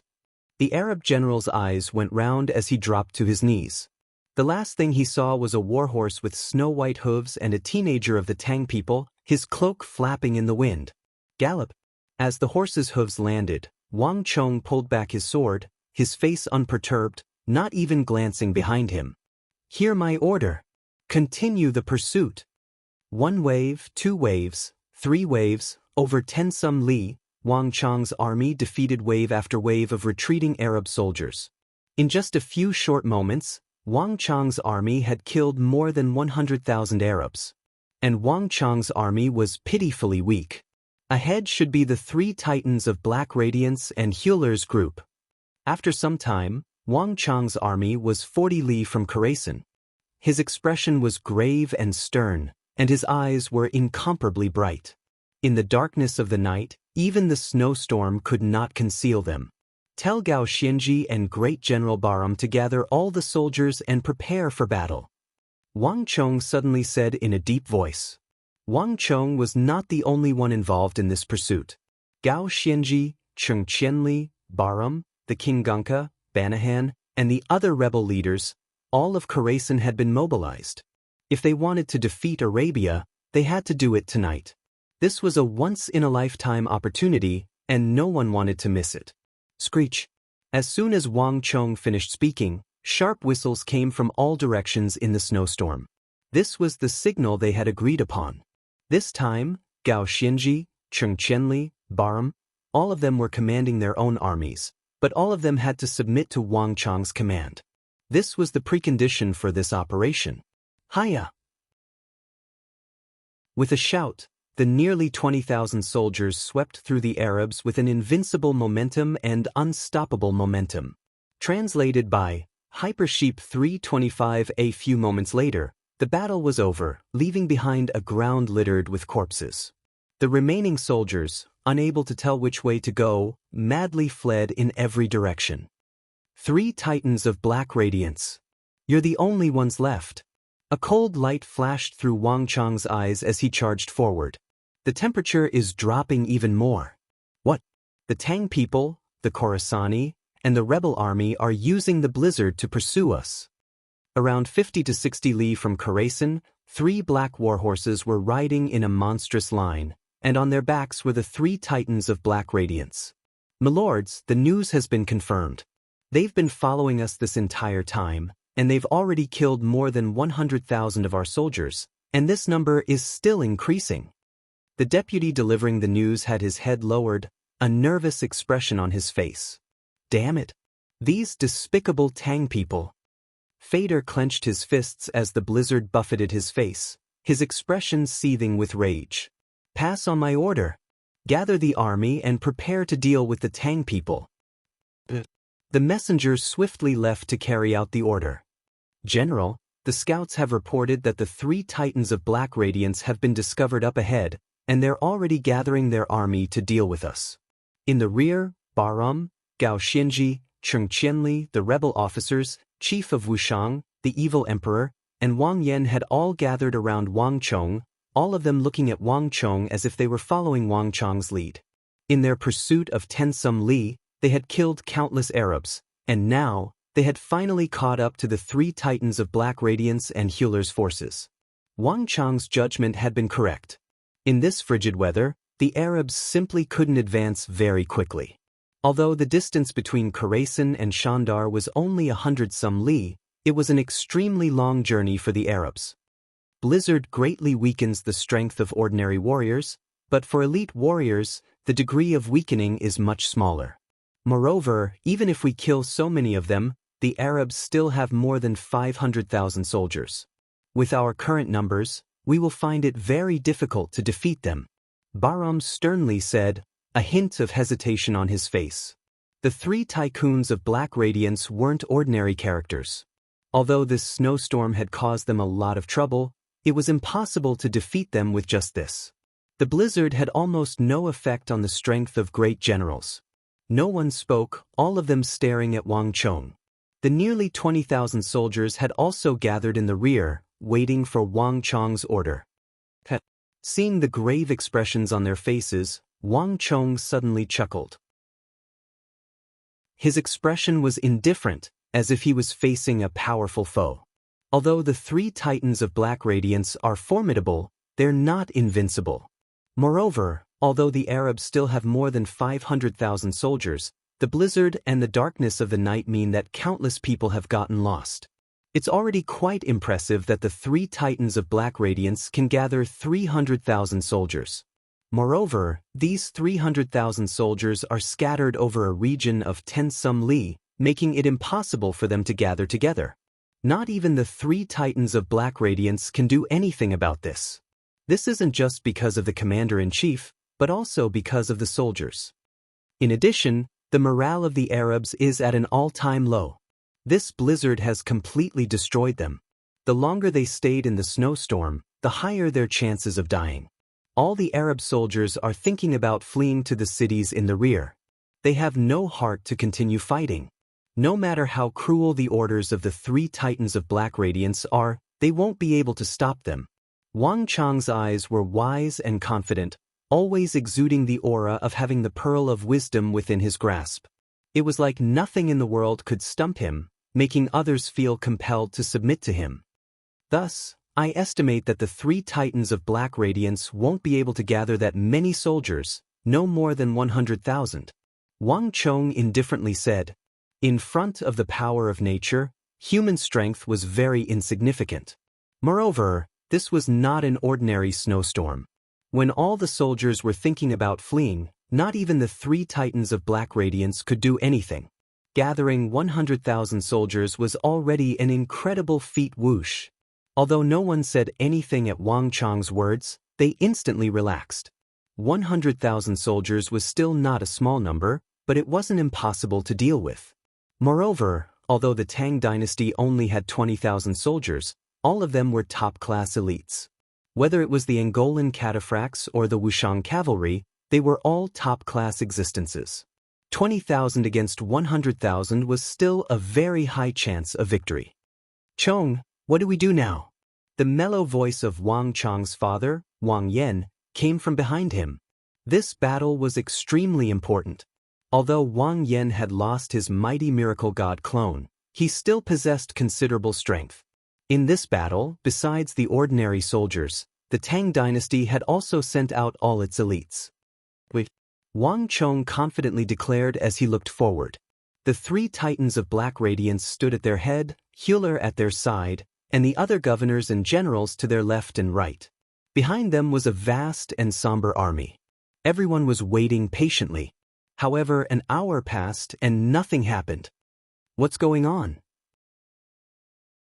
Have the Tang people still not arrived? One of the Arab governors behind the three titans of Black Radiance broke the silence. These words caused everyone to grimace, and even Fadi couldn't help but frown. Hewler's eyes widened as he sensed that something bad was about to happen. Something's not right. Based on the information from our scouts, the Tang people should have already arrived and begun their attack. There's no reason for there to be no movement, unless... A thought flitted through Hewler's mind. He did not continue, but his face paled. Unless they're intentionally using delaying tactics. A voice came from the side. Philas, one of the three heavyweights, had a gloomy expression as he finished what Hewler had left unsaid. All was deathly still. The three titans, Hewler, and the other Arab governors and generals all grimaced. The Tang people of the Eastern world were using an open strategy.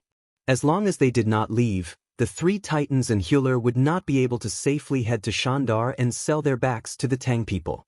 And as the blizzard intensified and the temperature dropped, the hundreds of thousands of soldiers would be locked in a stalemate in this blizzard, and the situation would only worsen. It was clear that the Tang people were using this method to delay them and prevent them from moving. Damn it! This bastard! The Arab governors clenched their teeth, their fists about to shatter. If this continued, they would forever be in a passive position. But we can't just passively wait like this. Since they won't come, we'll go. Hewler, pass on my order. Move out the army and attack. Fadi's eyes flashed with cold light as he quickly made his decision. Rather than passively waiting, it was better to attack. The blizzard was intensifying, and this was the only way for the Arabs to escape their current predicament. Chapter 1204. Get ready. As the Arabs moved out, Wang Chong looked forward and smiled. The Arabs have split into 3 groups and are already attacking. Lord Gao, Great General Bahram, let's get ready to move out. Bang.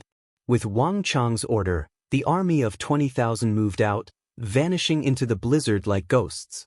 But this time, Wang Chong's forces had not vanished in the direction of the main force of the 3 Titans of Black Radiance, but to the northwest. Amidst the wind and snow, the sound of horse hooves could be heard, and an austere aura permeated the air. Rumble. After some time, 3 pitch-black Arabian warhorses charged out of the snowstorm, seething with killing intent. They were followed by tens of thousands of warhorses that surged forward like a tsunami, appearing where Wang Chong's party had just been. What's going on? Where are the Tang people? The 3 Titans of Black Radiance were struck dumb by the sight of the empty snowy ground. Those damn bastards. They actually ran. A bearded Arab governor angrily said through clenched teeth. It was obvious that the Tang people knew that they were coming and had fled like rats. They simply didn't dare to directly confront the Arabs. Clang. At this moment, the faint sounds of fighting came from the blizzard, accompanied by the clattering of metal. Judging from the sound, it was still very far away. This sudden noise immediately attracted everyone's attention. Not good. It's the left flank. Let's go. In a split second, Fadi suddenly thought of something. With a loud shout, he immediately turned his horse around and charged towards the left flank without hesitation. Behind him, the rest of the army was also panicking as they followed Fadi. Even Hewler was somewhat panicked by Fadi's words. For this attack, the army had divided into 3 groups: left, center, and right. The left and right flanks would take a detour first, while the center would follow. The Arab strategy was very simple.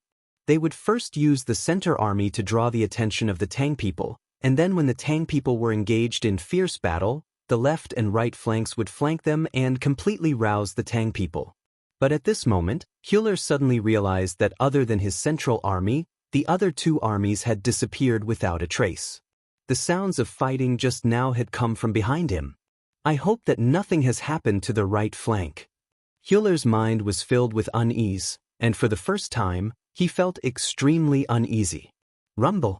A few moments later, the 3 Titans of Black Radiance, Hewler, and the others finally found the left flank army several li away. The ground was covered in a thick layer of frost and snow, and not even the blizzard could bury these traces of battle in a short time. There was no such thing as the left flank. The ground was strewn with countless Arab corpses. Warhorses were lying on their sides, their mouths and noses exhaling white gas, but they were quickly frozen into ice, and then their bodies became stiff and motionless. In the midst of these countless corpses, Fadi and the others found the corpse of the governor of fire, Absa. His body was covered in sword and saber marks, and his blood energy had been sucked dry.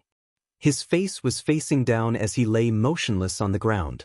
Not far from him, a black Arab banner had been thrust into the ground, fiercely flapping in the blizzard, cracking and shattering. This Arab war banner had already been frozen in blood. We've been tricked.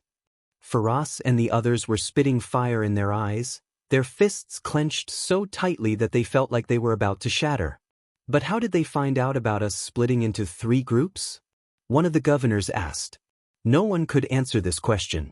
The Arabs' decision to split into 3 groups had been an impromptu decision, but the Tang people had apparently known about it. Not only had they avoided the main force of Fadi's forces, they had even succeeded in attacking the Arab flank. The battle had proceeded very quickly, and the Tang side had the overwhelming advantage. The governor of fire, Absa, had been killed at the very start of the battle, and the rest of the Tang forces had been no match for him. These bastards! Fadi was filled with hatred. However, just as he finished speaking, he saw a figure brushing past him and rushing forward. "Hewler, where are you going?" Fadi recognized the man's back with a single glance and raised his head abruptly. "Right flank." In the distance, Hewler threw down these two words and immediately vanished into the snowstorm. Behind him, Fadi and Faraz shuddered when they heard these words. As if they understood something, their expressions changed, and they followed Hewler and charged forward. Around 5 minutes later, the group arrived at the second battlefield. From the moment they had sensed danger, they had done all they could, but they had still been too late. The battle was over, leaving behind only ruins and corpses.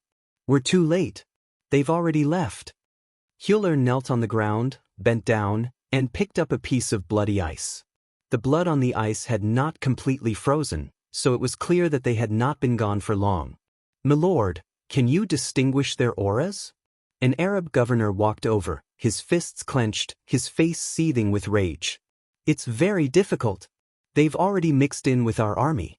In this area of 20 to 30 li, we have hundreds of thousands of soldiers. It's impossible to distinguish between 20,000 soldiers." Fadi hatefully said. There was something else that Fadi had not said. The blizzard was not as simple as the weather. It was accompanied by violent tides of energy and the rapid drop in temperature. Even the senses of great generals like the three titans of black radiance were greatly affected. In the face of the might of nature, the abilities of humans were far too insignificant, not even great generals. Then can we find the enemy commander? Only great generals can kill great generals. If we can't find the ordinary soldiers, we can only lock onto the enemy commander? Another general said. 2 massacres in a row had aroused everyone's anger. Yes, massacres. The cavalry on the left and right flanks would not even be able to last until the main army arrived. Impossible. This time, before Fadi could speak, Hewler took the initiative to answer. His eyes were filled with pain, a thick killing intent surging out of him like a tide. "These damn bastards have completely concealed their auras. We can't sense their existence at all. The connection between great generals has no effect on them." "What?" Hearing this, everyone revealed a shocked expression. "But milord, at the great general level, all techniques that can conceal their auras are top-class techniques. The enemy has killed more than one of our great generals so quickly. Could it be that all of their great generals are so skilled that they can all conceal their auras?" Another general said. This person was wearing the armor of a high-ranking general and standing behind an Arab governor. He seemed to be very close to the governor and was clearly his adjutant. As an adjutant of a governor, he could receive a great deal of information. Great general-level experts would develop an innate sense of connection with other experts of the same level. Concealing one's information from another was no simple task. At the very least, he knew that very few of the governors who had come to Khorasan had been able to do this. "Let me answer all of you." The wind and snow howled, and the sound of hooves could be heard through the wind and snow. Imran, the blade of obsidian, rode a black warhorse that was brimming with explosive power and bulging muscles. He slowly approached from the back.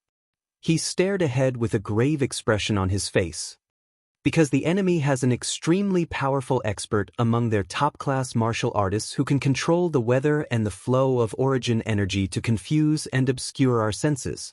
The enemy has come prepared for this battle, and the situation is extremely disadvantageous to us. Right now, the connection between great generals is not as good as our eyes and ears. At the very least, if we hear the sounds of fighting, we can immediately rush over. Imran's words caused the 3 titans of black radiance and Hewler to fall silent, their hearts extremely heavy. This battle had been far more difficult than they had imagined. Although they still had more than 500,000 soldiers, they had been completely scattered in the blizzard, unable to use their advantage in numbers. On the other hand, for some reason, the Tang people were always able to keep track of them. From a certain perspective, they had already lost this battle. Several li away, tens of thousands of Arab cavalry were scattered across a vast expanse of snow, knee-deep in the snow as they trudged westward. The world was silent. Kyle! Kayo! Suddenly, a heaven-shaking roar shattered the tranquility of the army. Before these people could react, a group of cavalry, their bodies covered in snow, shot out of the north like a sharp arrow toward the retreating army. Chong, cold light flashed, and ripples spread out in the air. In an instant, heads flew high into the air in response. Following closely behind, the second and third squads of cavalry charged out from the snowstorm, each of them emitting a strong killing intent. It's the Khorasani. Enemy attack. Let's go. An Arab horseman quickly recognized one of the enemy soldiers. The Arabs had ruled Khorasan for so long that they were extremely familiar with the appearance of the Khorasani. They could recognize them at a glance from their physique and demeanor. The soldiers shout immediately threw the entire army into chaos, and they began to madly flee in every direction. But after being frozen in the snow for more than 2 hours, both their physical strength and martial arts had been severely depleted. There was no way they could flee in such a hurry. Bang bang bang. In the blink of an eye, one Arab horseman after another began to fall. Some of the Arab horsemen, their eyes brimming with despair, madly charged forward to take down the Tang people and the Khorasani with them, but their scimitars were easily dodged. Then, in a flash of cold light, they fell from their horses. Chapter 1205. The battle quickly unfolded, with Arabs, Tang people, Khorasani, and rebel soldiers fighting everywhere. In the rear of this army, a young and slender figure slowly rode out, his cape flapping in the wind. Wang Chang's eyes were like lightning as he slowly scanned his surroundings. His eyes were unperturbed by the screams coming from the blizzard. This battle was going exactly as he had predicted. As time went on, the Arabs were in a worse state. There was no need for him to personally participate in a battle of this level. Get ready. The 3 titans of Black Radiance and Hewler are right behind us. They'll arrive in another 5 minutes. Finish this battle as quickly as possible. Wang Chong calmly said. His voice was neither loud nor soft, but it rang out clearly in everyone's ears. Milord, are the Arabs coming back so quickly? Shi Yuanqing looked at Wang Chong with admiration. For some reason, Wang Chong was always able to accurately predict the arrival of the Arabs, making it impossible for them to track him. The blizzard seemed to have no effect on him at all. Shi Yuanqing himself had tried this himself, but in this sort of blizzard, his perception could not exceed 100 zhang. There's nothing we can do about it. Every time we fight, we make a lot of noise. The clashing of swords and the explosions of energy will always be able to penetrate through. The 3 titans of Black Radiance heard these sounds and rushed over. Wang Chong calmly said, there was always a loss for every gain, and even Wang Chong found it very difficult to take care of everything. But even if the 3 titans of Black Radiance and Hewler heard the sounds and rushed over, it was already too late. All of their tracks were within Wang Chong's perception. King of Gongka, Li Sai, Cui Piaoqi, Kong Xian, all of you go as well. Finish this battle as quickly as possible. A voice came from behind him as the King Gongka, Li Sai, and the others galloped forward, brushing past Wang Chong and charging toward the Arab cavalry. With the addition of the King Gongka and the others, the battle sped up considerably. Only Wang Chong remained seated on the white-hoofed shadow, his eyes closed and motionless. Buzz. With a thought, Wang Chong quickly communicated with the Stone of Destiny in his mind. A moment later, in a flash of light, a miniature continent appeared in front of Wang Chong's eyes. If one looked carefully, one would see that it was a miniature version of the battlefield between Khorasan and Shandar. On the projection of this piece of land, everything big or small was clearly displayed. Even this snowstorm was on full display above this continent. Wang Chong could even see the swirling vortexes up above, but Wang Chong's gaze only paused for a few moments before turning elsewhere. Buzz. With a flash of light, the shrunken continent quickly enlarged, and many small dots appeared on the surface of the continent. Behind Wang Chong's group, a large group of black dots was rapidly moving toward Wang Chong's group.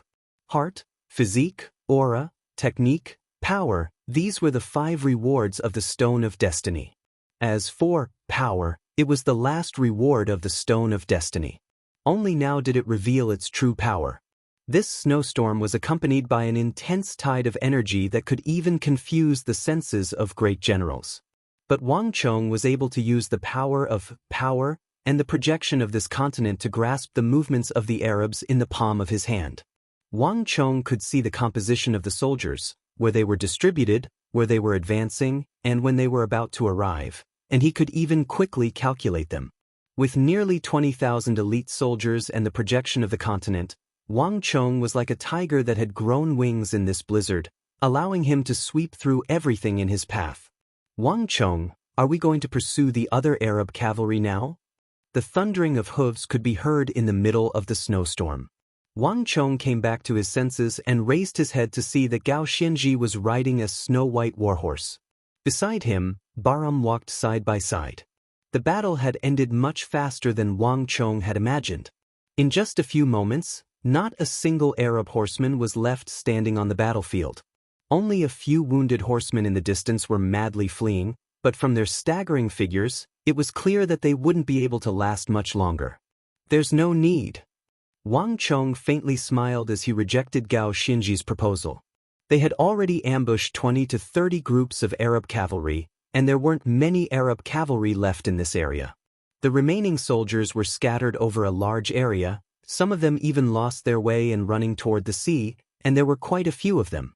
20,000 cavalry killing these scattered soldiers was a waste of time and energy, and it was not a wise decision. This meant that the greatest enemies left in this area were the 3 Titans of Black Radiance and the soldiers led by Hewler. Let's go. We'll retreat first and wait for them to arrive. With Wang Chong's order, everyone obeyed.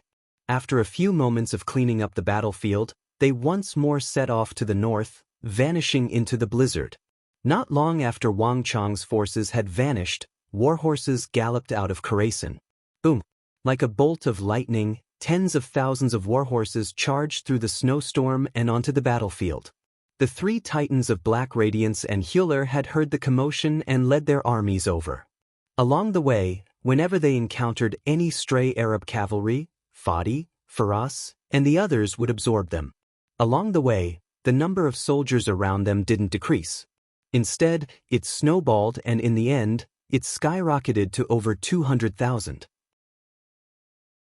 The 3 Titans of Black Radiance and Hewler had used this method to gather their soldiers so that Wang Chong could defeat them one by one.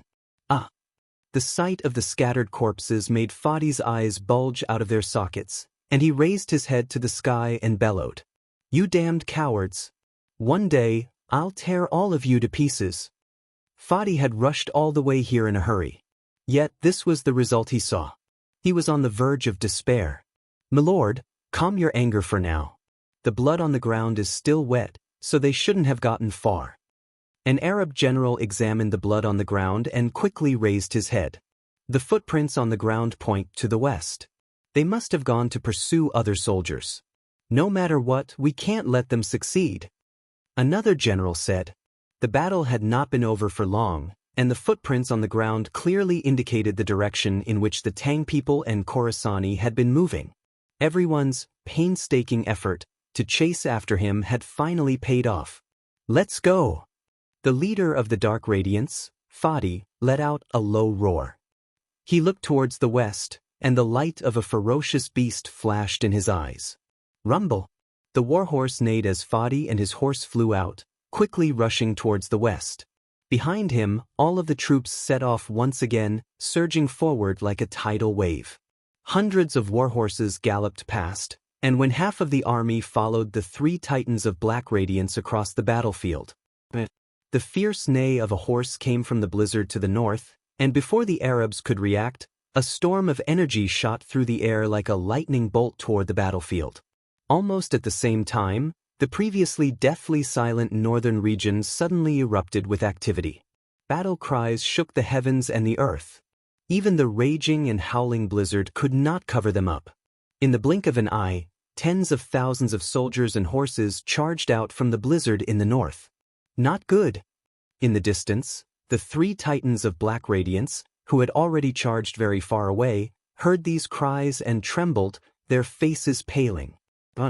"We've been ambushed." Their faces turned ghastly pale, and with no time to think, They turned their horses around and galloped back to the battlefield. Fadi's group had moved very quickly, but they were still too slow.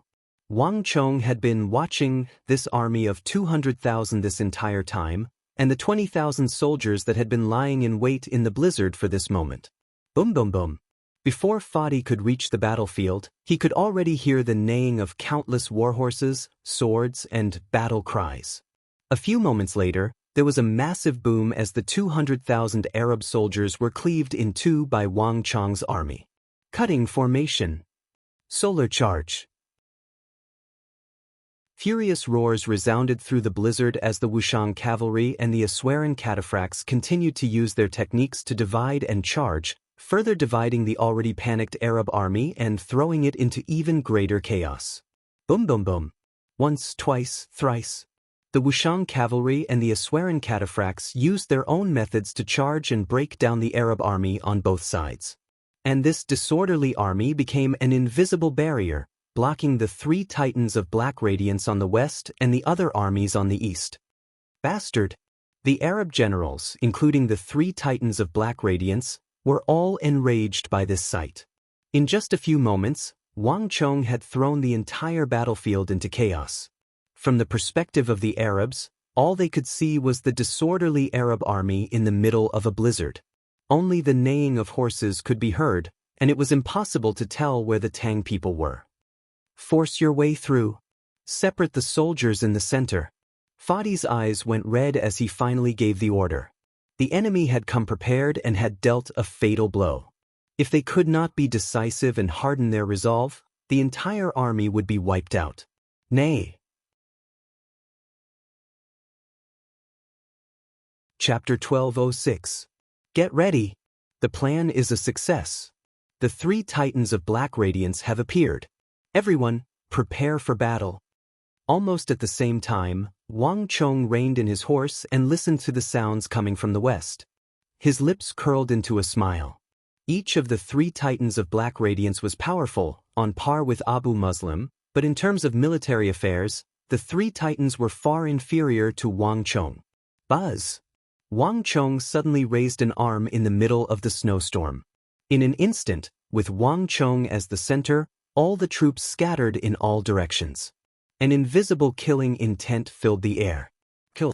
The neigh of a horse tore through the air, and a few moments later, the chaotic western battlefield was torn asunder by a powerful energy. The three titans of black radiance and Hewler led their cavalry through the snowstorm and into battle. Kill them. Fadi's eyes were blood-red as he immediately saw Wang Chong riding the white-hoofed shadow in the center of the battlefield. Everyone was instantly roused. After such a long time and being led by the nose by the Tang dynasty in the wind and snow for so long, they finally found the young commander of the Tang dynasty. The culprit behind everything. Rumble. The earth fell silent as the tens of thousands of Arab soldiers transformed into a massive awl that pierced through the chaotic ranks of the Arab army to slash at Wang Chong. Hee. Wang Chong reined in his horse, a faint smile on his lips as he looked at Hewler and the three titans of black radiance charging at him. He took the bait. To shoot a man, first shoot his horse. To capture the followers, first capture the leader. In the end, the three titans of black radiance still fell into his encirclement. Clang. A sword cry drowned out the wind and snow, resounding throughout the entire battlefield. As countless people watched, Wang Chong stood proudly and unsheathed the golden sword he had exchanged with Bahram, its sharp tip pointing to the sky. Not good. Although he didn't see anything, when he saw Wang Chong's confident expression and how he completely ignored the tens of thousands of soldiers, Fadi's heart trembled violently. He suddenly had an extremely bad feeling. But before he could think deeply, Fadi heard a deafening battle cry in the next moment. From all directions, countless warhorses suddenly galloped over from the snowstorm. Their surging killing intent swept over like a tide. The atmosphere instantly became extremely tense. Be careful. Enemy attack. The three heads of Black Radiance's expressions changed drastically when they saw the army suddenly charging in from all directions. Each of them looked extremely unsightly. I've been tricked. That was the only thought in the trio's mind. None of them had expected that these Tang people would be able to set up a trap within a trap when the two armies were facing off against each other and fighting each other on the battlefield. They had set up an ambush circle to wait for them. Their actions were all within the opponent's expectations. To catch bandits, first catch their leader. Kill that young commander of the Tang dynasty. Fadi's eyes chilled as he quickly made up his mind. Only by killing this most troublesome and thorny commander of the Tang people, the one who had caused all this, could they successfully resolve the situation. Hiya! Urging his horse's abdomen, Fadi took the lead and charged in Wang Chong's direction. At almost the same time, Faraz, Imran, Huler, and the others shot toward Wang Chong. "Ha, Arabs, your opponent is here." Suddenly, there was a burst of laughter. Amidst the clattering of horse hooves, a man and horse became one. Like a god, he passed through the blizzard and flew over from a height of 20 to 30 meters above the ground. Gao Xianji's hair flew in the wind and his stellar energy surged. Still in the air, he threw his spear at Fadi. And behind the spear were 8 massive pillars brimming with destructive energy. Fire god power. At almost the same time, Sassanid Great General Bahram charged at Faraz. Behind him, a crimson golden flame flew up along with the long sword, turning into a huge golden flame that floated in the air above Bahram. The destructive power contained in the fireball was boundless, enough to intimidate any expert and make them tremble in fear. The fire god was one of the gods worshipped by the Sassanids, and in Sassanid legends, he was called the sun god. As the great general of the Sassanid dynasty, Bahram had inherited the strongest Sassanid technique bestowed upon him by the imperial household. Soon after, the origin energy in the sky began to violently ripple. Under the influence of some invisible energy, the snowstorm began to gather, contract, and collapse. In the blink of an eye, it had transformed into a mountainous palm of ice that slammed toward the other Arab governors. The evil emperor and chief of Wushang also descended from the sky and began to attack the other Arab governors. Kaio, Cheng Qianli, Wang Yan, Banahan, the king of Ganka, and the other rebel leaders began to attack Fadi's group from all sides. This storm of attacks left all the Arab governors and generals dumbfounded, their faces ashen.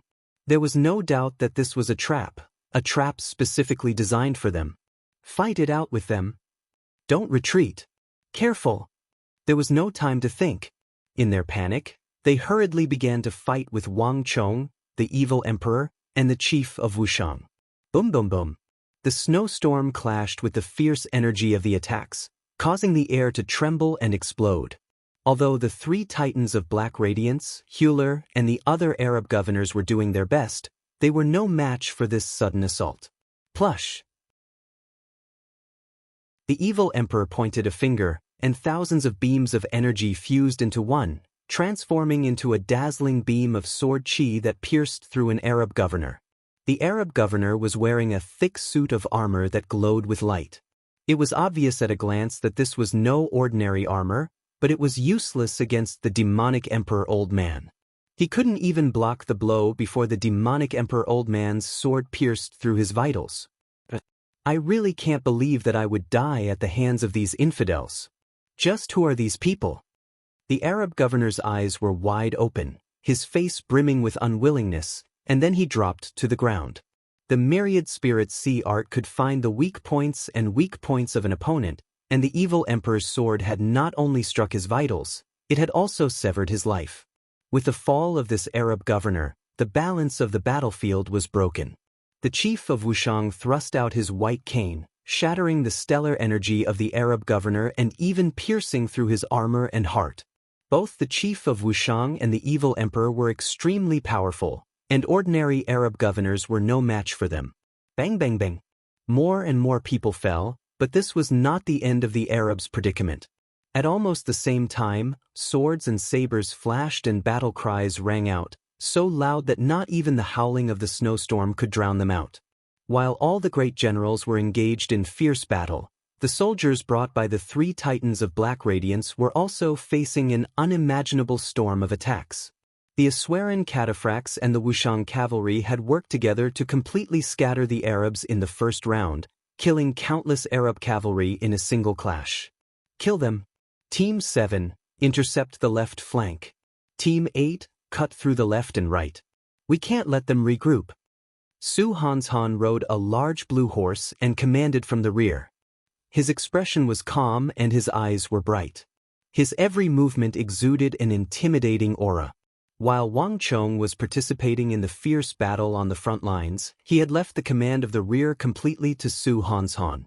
The edge of a treasured sword had been sharpened, and the fragrance of plum blossoms had come from the bitter cold.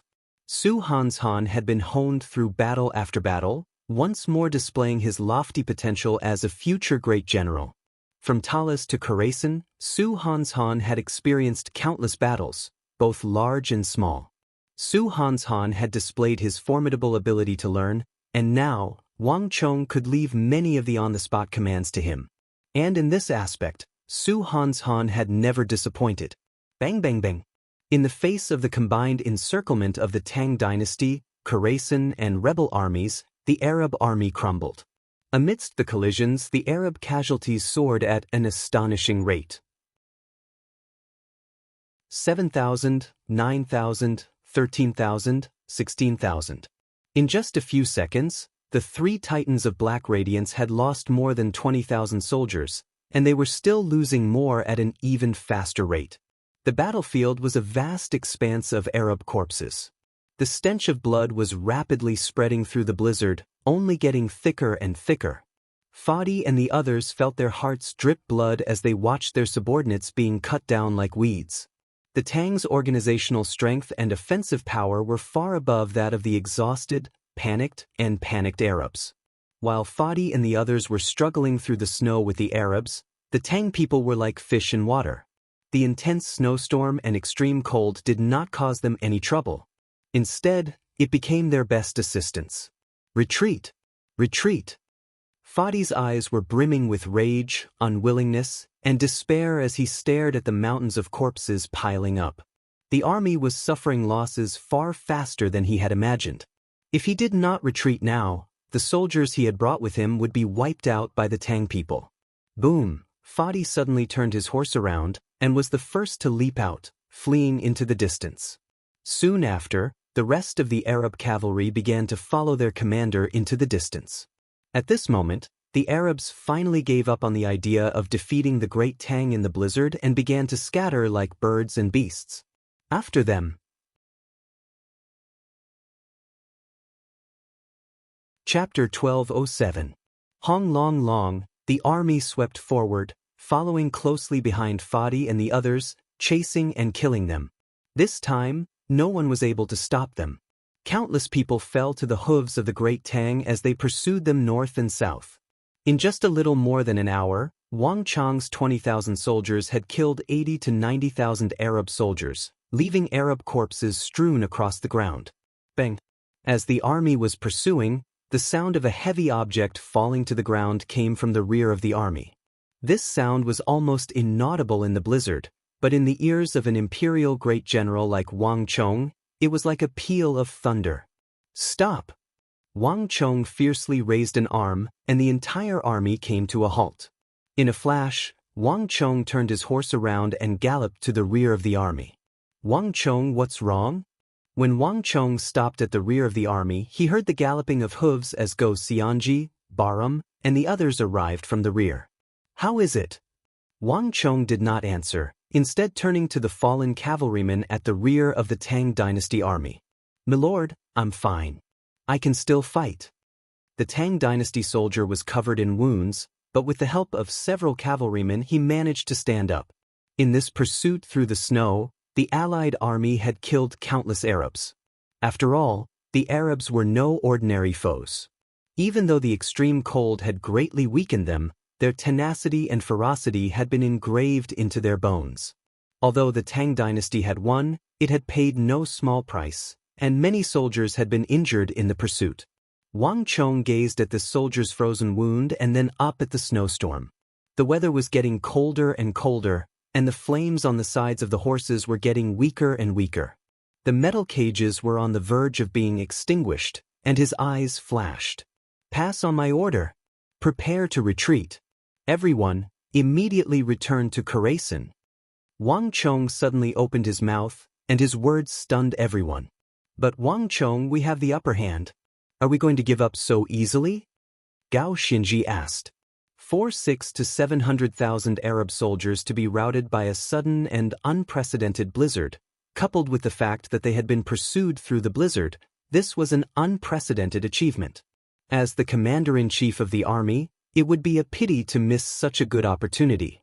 I can't hold on any longer. Wang Chong shook his head. This extreme cold is the same for both sides. The Arabs have been greatly weakened, but so have our soldiers. If this continues, we might not even be able to return to Khorasan. Moreover, the Arabs have just garrisoned a new army in Shandar. If we pursue them, we might not be able to gain the upper hand. But my lord, letting go of such a good opportunity is truly a pity. When they come back next year, won't there be another major battle? Bahram urged his horse forward, an unwilling look on his face. The Sassanids were far too thirsty for victory, and this unprecedented victory was exactly what the Sassanids needed. Who says that they'll be able to gather another army next year and come back? Wang Chong grinned, a hint of pride on his face. Although he had ordered the army to retreat, this did not mean that the Arabs were being let off. From the start of this battle until now, we've killed at least 250 to 60,000 soldiers. Although we haven't continued the pursuit, we've scattered the main force of the Arab army. At least 200,000 to 300,000 soldiers are lost in the wind and snow. In this world of ice and snow, there's simply no place for them to hide. For the 3 Titans of Black Radiance to be able to return with more than 200,000 survivors is already quite impressive. At Wang Chong's words, Gao Xinji, Bahram, Cheng Chenli, Shi Yuanqing, and the rebel officers were all dumbfounded. The Arabs had brought at least 700,000 to 800,000 soldiers this time. Could this blizzard and the pursuit have actually caused them to lose more than 500,000 soldiers? This number was absolutely unimaginable to the crowd. No one knew how Wang Chong had obtained this number, much less why he was so certain, but no one doubted Wang Chong's judgment. So many battles had proven his accuracy countless times, and even this blizzard had probably been within his calculations. If that's the case, Bahram has no objections. Bahram quickly replied after a few moments of hesitation. For the Arabs to lose 500,000 soldiers in a single battle was even better than Bahram had hoped for. Rumble. After one last glance in the direction of Shandar, Wang Chong and the others quickly reached an agreement. The 20,000 soldiers mounted their horses and galloped toward Khorasan. Rumble. Several hours later, Wang Chong led his 20,000-some soldiers into Khorasan. Behind him, the 2 massive gates of Khorasan slammed shut. With this, the battle had come to an end. At almost the same time, Shandar rumbled open, and several powerful Arab governors stood at the gate, solemn expressions on their faces as they welcomed the 3 Titans of Black Radiance who had arduously trudged over. Congratulations to User for completing the mission Arabia's counterattack. For defeating the 800,000 Arab soldiers and winning the battle for Khorasan, 40,000 points of destiny energy has been rewarded. Congratulations to User for completing the Battle of Talas. Calculating the mission reward. Congratulations to User for winning the Clash of Destiny. 4,000 points of destiny energy have been awarded. Congratulations to User for completing the second phase of the mission at Talas. 20,000 points of destiny energy have been rewarded. Congratulations to User for killing 360,000 Arab soldiers in the second phase of the mission at Talas. 70,000 points of destiny energy have been rewarded. Congratulations to User for obtaining the ultimate trust of the Khorasani. 2,000 points of destiny energy have been rewarded.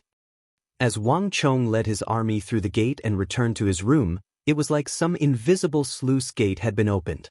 A moment later, the stone of destiny's voice began to pour into his mind like a waterfall. Because the danger of the Battle of Talas had not been completely over, there were still many missions that had not been completed. But now, with the retreat of the 3 Titans of Black Radiance, the Arabs had lost the ability to attack the Tang dynasty and Khorasan for a very long time. The Stone of Destiny was finally beginning its final calculation. Wang Chang's foot paused at the threshold. This was truly an unexpected development. From his reincarnation until now, this could be said to be the longest the Stone of Destiny had been calculating. As the countless voices washed over him, the Stone of Destiny seemed to be busy calculating. Finally, Wang Chong heard the Stone of Destiny's final calculation. Congratulations to user. After deducting the various mission penalties and costs, user has obtained 122,110 points of Destiny energy, for a total of 131,450 points of Destiny energy. The sight of these 6-digit golden words left Wang Chong dumbfounded.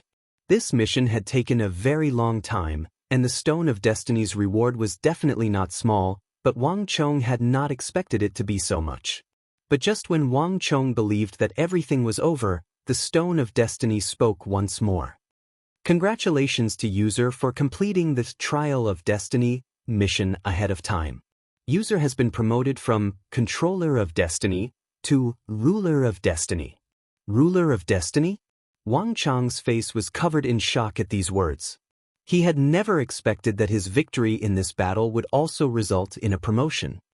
Ruler of Destiny? Just what is this? What is the meaning of these destiny titles? Wang Chong stood in the doorway in a daze, his mind in turmoil. But a moment later, Wang Chong heard another voice. Congratulations to user for obtaining the title, Ruler of Destiny. You have obtained an additional 10,000 points of Destiny energy, and you have unlocked the hidden function, Riddle of Destiny. The Riddle of Destiny is the root of everything. User can use a large amount of Destiny energy to obtain this information, or to obtain other information. Notice, this function requires conditions to be activated. After saying this, the Stone of Destiny's voice faded away. As for Wang Chong, he was completely stupefied by the information that had appeared in his mind. Heart, body, energy, technique, and power. These were the Stone of Destiny's 5 rewards. Wang Chong had long ago learned this by heart, but Wang Chong had never imagined that besides these 5 rewards, the Stone of Destiny was actually hiding other secrets. At the very least, the function of the Riddle of Destiny had never appeared before, much less been mentioned. With a thought, Wang Chong quickly communicated with the Stone of Destiny in his mind. Above the 5 rewards of heart, body, energy, technique, and power, a line of golden words appeared, Riddle of Destiny. These 4 words were simple, but they gave off a mysterious light, and the light of these words far surpassed that of heart, body, energy, technique, and power. Wang Chong sent out a strand of his mind, touching the golden words, hoping to obtain the secrets of the Riddle of Destiny. But unlike heart, body, energy, technique, and power, Wang Chong did not obtain any information this time. The only thing in his mind was the cold voice of the Stone of Destiny. Notice, user has not met the conditions and cannot activate the Riddle of Destiny. Hearing the Stone of Destiny's voice in his mind, Wang Chong fell into deep thought, not saying anything for a long time. No matter what, I should at least be slowly approaching the truth of that calamity.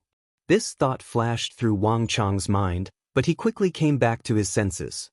He stepped into his room and slammed the door shut. Chapter 1208. Impossible. This can't be. In the distant city of Baghdad, the Caliph of Arabia gripped the snow-white letter from Chandar, his face pale and his body trembling. An army of 700,000 to 800,000, 10 some governors, countless generals, and the 3 titans of Black Radiance and Hewler presiding over it. This was a massive campaign of unprecedented proportions. The Caliph had been hoping for a clean and swift counterattack that would sweep away all the Tang people and Khorasani, but a blizzard had shattered his dreams. Nearly 600,000 soldiers had been buried in the snow, sleeping eternally in the vast region between Khorasan and Chandar, turning that region into a snowy hell. This crushing defeat was like a steel needle stabbing deep into the Caliph's heart. From the moment the idea of conquering the East had been born, the Arabian Empire had lost more than 1 million soldiers, 3 powerful governors, and an important official like the governor of war, Qutayba. In the face of this defeat, even the caliph couldn't help but pale and find it hard to breathe. I don't believe it. I don't believe it. We still have so many soldiers. We can't lose to the Tang people of the East. The caliph's body trembled more and more violently, his expression growing more and more agitated. Finally, his eyes turned red as he roared out these final words. Kacha! With a crisp sound, Khalifa clenched his fist, and the armrest made of Shanghai steel in his hand was immediately crushed into pieces. Your Majesty, calm your anger. Everyone in the hall hurriedly prostrated in fear and trepidation. Wallah! Just when the caliph was at his most enraged, an Arab messenger with an Arabian hunting falcon perched on his palm hurried into the room. Reporting. Upon seeing the caliph, the messenger immediately lowered his head and kneeled on the ground. We just received news from the Tang people. The Tang people are accusing us of breaking the agreement and initiating an attack. They demand compensation of 2 billion taels of gold, or else they will attack Arabia in retaliation. Moreover, they will gather up all the soldiers who died last night and hang them on the walls of Khorasan as a public display. Buzz. All the governors and generals in the hall, including the guards, were startled and raised their heads. The face of the caliph, who was seated above the great hall, turned ashen. Bastard! Finally, the caliph could no longer hold back his roar and shouted, "The caliph! Wang Chong! We will definitely tear you to pieces!" In this foreign land of Arabia, the Abbasid Caliphate was publicly acknowledged as the most powerful sovereign in all of history. For the first time, the proud and conceited Mu'tasim III called out the names of the Tang people. Marquis, do you really think that the Arabs will agree to our demands and compensate us with 2 billion taels of gold? While the caliph was on the verge of vomiting blood from Wang Chong's letter, Xue Qianjun was cautiously following behind Wang Chong in Khorasan. When Wang Chong had written 2 billion taels of gold on the letter, Xue Qianjun had felt like his heart was trembling. In this world, 10 million taels of gold was an astronomical sum. The Bureau of Revenue would have to discuss the matter again and again every year, and it would take a very long time before it would be approved. As for Wang Chong, he had asked for 1 billion taels of gold in the first round of negotiations, and now he was asking for 2 billion taels of gold. Xue Qianjun felt like his brain wasn't working properly. Of course not. Wang Chong continued to flip through the book in his hand, not even turning his head. Xue Qianjun froze, his steps coming to a halt. Mu'tasim III is currently in a fit of anger. It would be strange if he agreed to our demands. Wang Chong faintly smiled as he continued to read. This was an ancient book of the Sassanid dynasty. While Wan Shuyang and his disciples were avoiding the blizzard, they had spent a single night translating it into the language of the Tang dynasty, so Wang Chong was able to read it very smoothly. Then, my lord, you are... Xue Qianjun was confused. If he knew that Wang Chong wouldn't agree, why would Marquis still write this letter asking for 2 billion taels of gold? There's almost no one in this world richer than the Arabian imperial household. It's very normal for Caliph to be unwilling to pay in his fit of anger, but in the end, we will make him pay. Wang Chong smiled as he finally raised his head from the book. The Tang dynasty was wealthy, but this was the wealth of the entire empire. The wealth was concentrated in the hands of the common people, with the imperial household occupying only a portion of it. Thus, even though the Tang dynasty was wealthy, the Bureau of Revenue still had to fret over how much money the Bureau of Military Personnel would allocate to it. But Arabia was different. The Caliph of Arabia controlled the entire empire, and his words were final. Here, there was no concept of the world serving the public. Moreover, the wealth of Arabia was not reflected in the wealth of the entire country, but in the nobility and the Caliph. Moreover, the wealth accumulated over hundreds of years in the countries bordering Arabia had all been plundered by the armies of the Arabian Empire and offered to the Caliph. One could easily imagine the wealth of the Caliph. It would be strange if Wang Chong wasn't tempted by such a wealthy Caliph. Wang Chong's future plans required the support of enormous wealth, and the Caliph was the best financial backer. Xue Qianjun looked at Wang Chong, half understanding. Thump thump. As Wang Chong and Xue Qianjun were conversing, a knock came from the door. "Come in." Wang Chong immediately waved his hand. The door opened, and a soldier of the Anxi Protectorate Army quickly walked in. Lord Protector General, Milord has sent me to invite you to the conference hall. Outside the city, while Wang Chong was going to meet with Gao Xianji in the conference hall at Karasin, another secret conference was taking place elsewhere. But contrary to what many people imagined, there were no Tang people here, only the Khorasani and other rebel soldiers. Great General, you have also seen the strength of the Tang people. The Arabs are so fierce and valiant that they have conquered so many countries, but they have suffered defeat after defeat at their hands. In just a few short months, they have already lost more than 1 million soldiers. This is simply unbelievable. But I am worried that the Tang dynasty will one day withdraw, and when the Arabs come back, I will be the one to die without a grave. Everything will have been for naught. In the hall, a leader of the rebel army said with a worried expression. The coalition army had won last night, killing at least 500,000 to 600,000 Arab soldiers. This was an unprecedented victory, but at this moment, the rebel army was covered in worry, even panic. The easier victory came, the more one worried that it would be easy to lose. Although the reinforcements had completely routed the Arab assault and succeeded in establishing their own power right under the eyes of the Arabs, no one knew how long this peace and victory would last. In the end, they would once more be enslaved by the Arabs, and none of them could accept this. But didn't General Wang agree to become the commander-in-chief of our coalition army? And besides, the Tang people fought their way here with great difficulty. Why do you think they will retreat? No. The Tang people have been here for some time now, but they still haven't taken over the city lord's residence or control all of Karasin. Moreover, they've already lost far too many of their elites in the war with the Arabs. The Tang dynasty army stationed in Karasin doesn't even number 30,000. This is not the attitude of ruling a region at all. One of the rebel leaders in the hall stood up and said, "That's right. If the Tang people really wanted to establish a foothold in Karasin, they would have sent an army by now. Although Karasin is very far from the territory of the Tang people, if the Tang people really wanted to stay here, they would definitely have a way to overcome this problem," another rebel leader said. That's right. If the Tang people want to stay here, they definitely have a way to do it. The others in the hall began to chime in.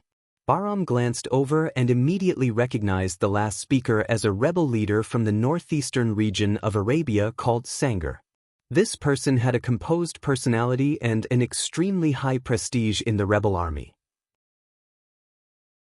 If even he was worried that the Tang people might leave, one could easily imagine the panic in the hearts of the others.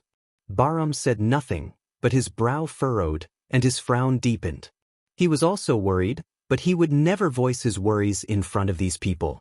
Great General, you have the closest relationship with that Tang people commander. Can you think of a way to make him stay? You and I both know how vicious and cruel the Arabs are. If the Tang people leave, you and I both know what the consequences will be. Do you really want to see such a tragedy occur?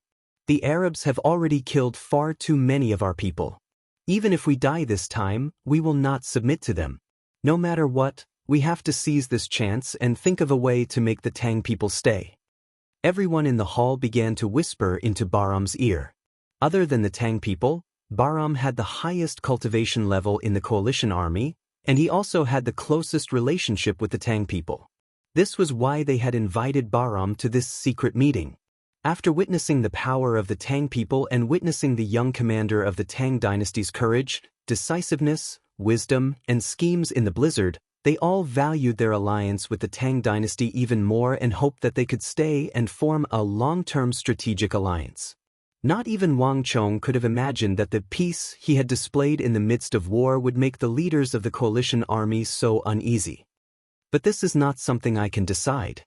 If the Tang people want to leave, what can I do? You're tuning in to the Passion Pages YouTube channel. We're so grateful for your support, and don't forget to subscribe to join us on this incredible journey through captivating stories. Your generosity through donations truly makes a world of difference, as it's the primary source of revenue that allows me to expand and enhance this channel for you. Thank you from the bottom of my heart for being a part of this adventure.